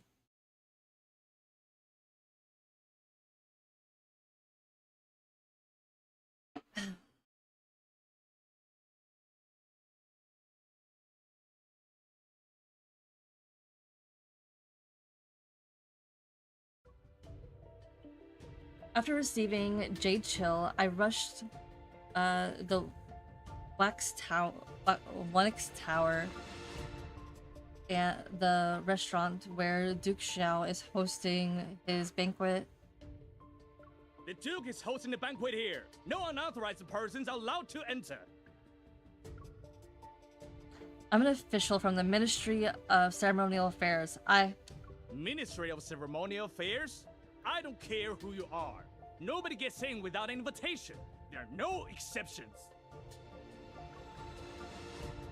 Clutching the wine pot in my hand, I nervously think about Raphael's audience with the Emperor. Out of the corner of my eye, I spot a banquet on the street. Yeah, banquet on the street. Mustering my determination, I run in. Sir, I need to buy a set of clothes and a mask. Boutique. After changing my outfit and and claiming to be the maid from Wangzi Tower, I finally managed to sneak inside. After bribing the maids, bringing wine, I place Jade's chill on the tray and follow the other servants. I have long admired your Highness' artistic talents. May I have the honor of appreciating your paintings today?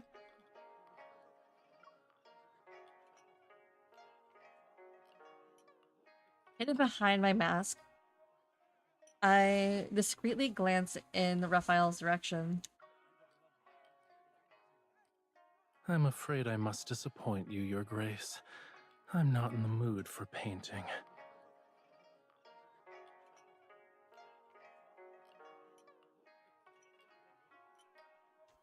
Oh? What could be troubling your Highness? As they say, wine washes away 1,000 sorrows. Servants, quickly bring wine to His Highness. My troubles. I turn to the side of the wine pot labeled Jade Chill towards Raphael.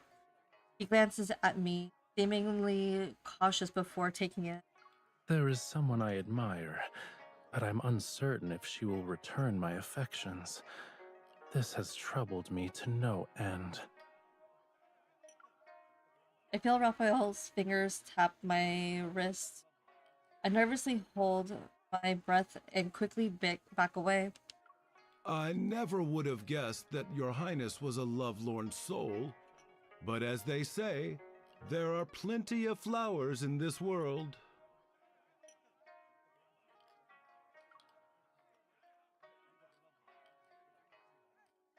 I dash out of the room without stopping and only pause after rounding the corner. My heart is pounding like a drum. That should do it. Everything should be alright now.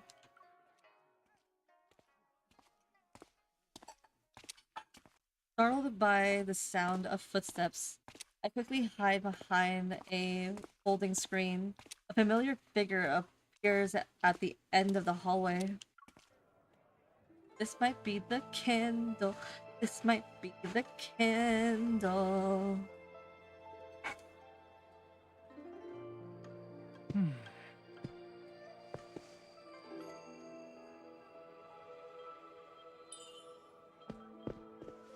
Wearing a mask and skulking about.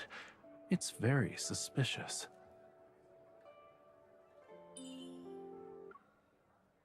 The matter was urgent.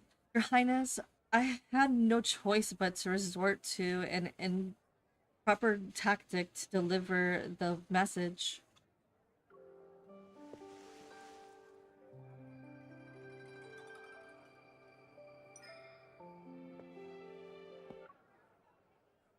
Your Highness, I must not be discovered, or else...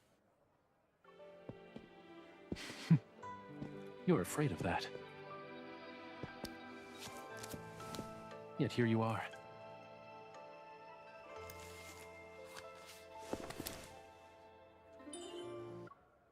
I only want to bring the wine to you.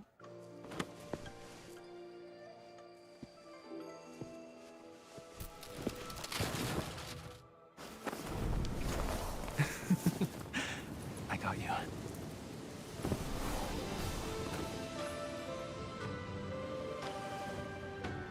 You've made the decision to find me, and you're already here. It's too late to change your mind.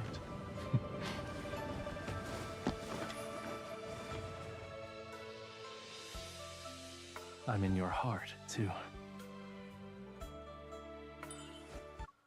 Now isn't the time for that.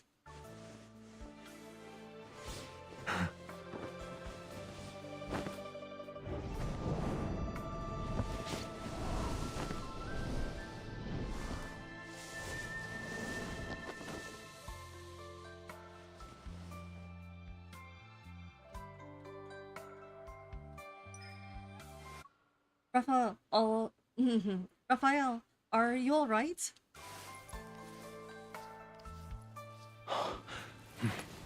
Why do you call me Raphael instead of Your Highness?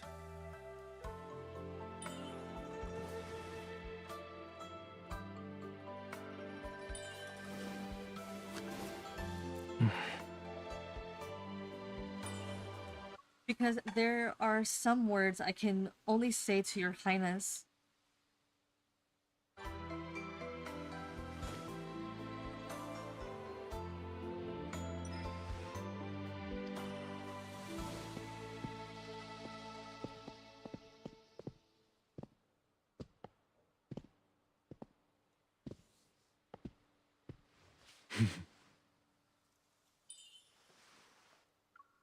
But I can give them to Raphael.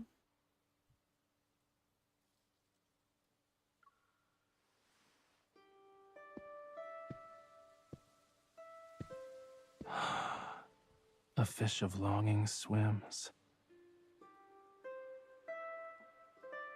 in the depths of my heart.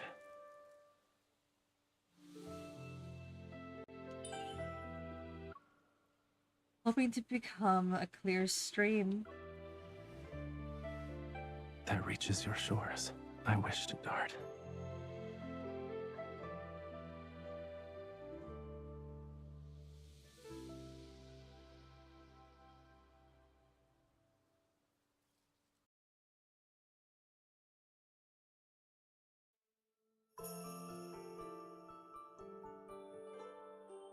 I tilt my head back and look at Raphael's face, and after a question in a soft voice,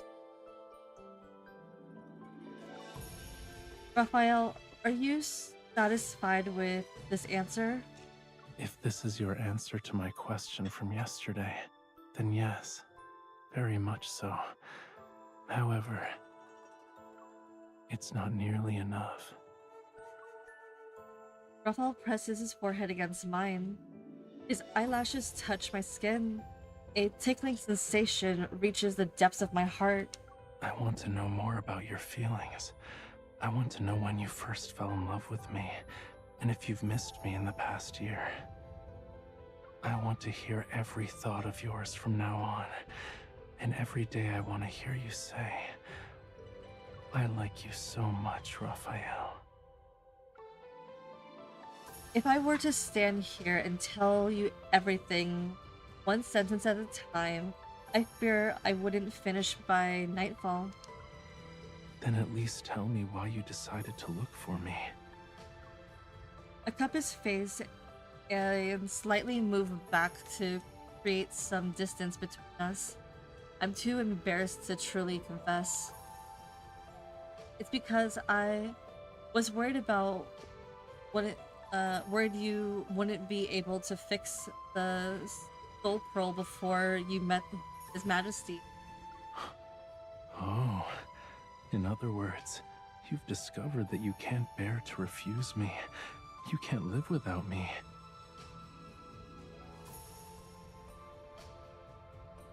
Those emotions kept churning and boiling in your mind. You were so worried that you couldn't sleep, and so you wanted to see me at dawn. Those dark circles under your eyes are the proof I need. Don't you dare try to deny it. I never expected him to guess my feeling so accurately. I feel my cheeks burning with embarrassment, but I still nod and give him confirmation. Remember how you said that the young lady responded to the gentleman in the play? But the story ended there. I've written an ending for it. Would you like to hear it? Yes. If only I could see your silhouette. Then I wouldn't need a bridge of magpie to cross. I'd fall upon the evening breeze to swiftly carry me into your palace, though I wouldn't feel at a loss.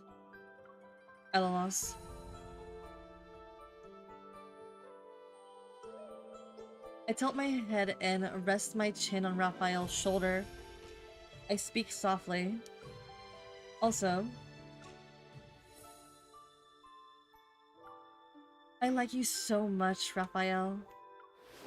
Suddenly I feel warmth as his hands hold my waist and lifts me. Raphael's lips brush against my ear, and I feel a tingling sensation on my skin. I like you too. I really, really like you. Red silk ribbons flutter behind us, and traditional music plays.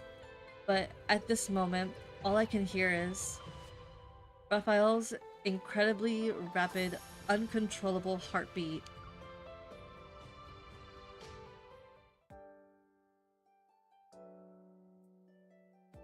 Standing at the corner of the street closest to the Imperial Palace, I finished the third pot of tea in one gulp. Why hasn't Raphael returned yet? It's been 4 hours already. I hope nothing happened to him. As I pace anxiously, I finally spot his horse-drawn carriage in the distance, coming through the palace gates. I hurry to meet him.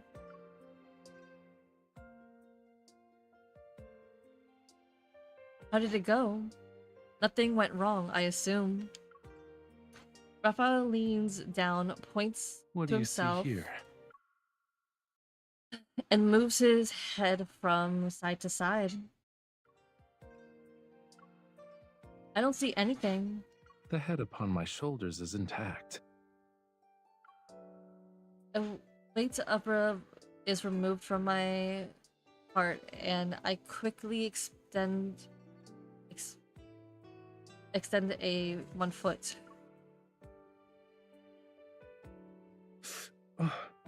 Why are you suddenly stepping on me? You're so cruel. Foreplay, my dear. Foreplay.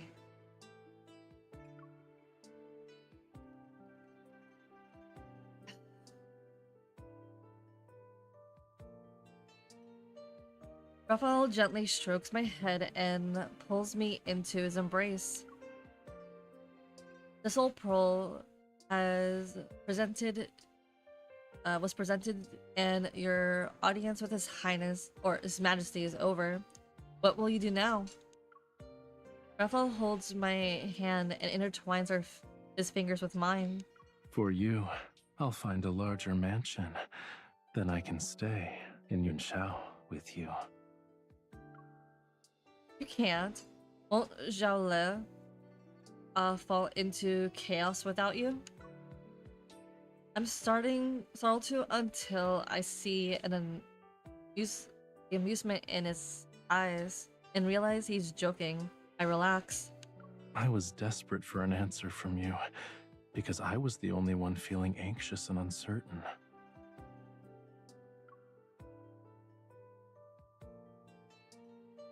Raphael takes my hand and places it over his heart.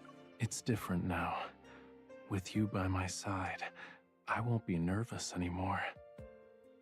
No matter when we set out, which direction we take, or where our destination lies, we'll never lose our way.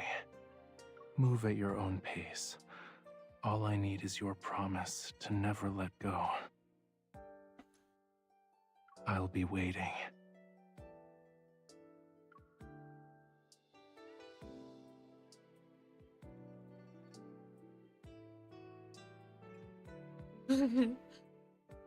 Three months after the delegation departed, I complete the last chapter of my Jade Atlas and receive permission from His Majesty to return to Zhongle. Driving my small horse cart across the vast hazy plains, I glance at the most carefully wrapped item among my luggage. It's a jar of jade chill. This should be more than enough for Raphael to enjoy. I'll deliver it to his residence at once. Smiling, I turn to see Raphael waiting under the tree that's not too far away. A familiar wind, the one only Jala presents, sweeps past, yet this time it carries traces of crisp, cold fragrances. As expected, you're as punctual as ever.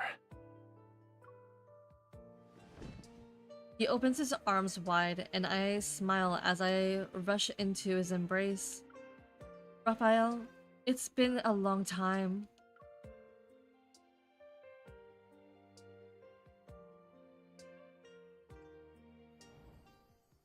Bueno, fin. It is done. I am done with all of the cards. Officially. Whoop whoop! I hope everybody enjoyed my reading and that I apologize for all the interruptions and breaks I had to take during reading Raphael's card, but no worries. I will upload the card onto YouTube with edits. So if it looks choppy in the YouTube video, I apologize. But I enjoyed this chapter or story of Raphael. It was very sweet. This whole banner is sweet. And it shows that it's a lot of love and consideration towards the MC and all the allies. What I find strange is MC in every single story has a different role. I mean, everybody also has a different role, but normally MC would have like one role in common, but for this one she has many different roles. She was the princess of a land. She was a thief. She was a test subject for medication or herbs. She was a swordswoman, and in this she was basically a scholar.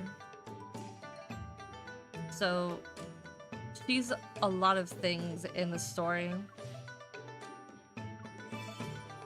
or in this banner. But the next time I pull on this account will be Raphael's birthday, and I'm planning on pulling the Tuesday before his birthday, because his birthday is on Friday. Excuse me. So, with that being said, it is now close to 7 o'clock.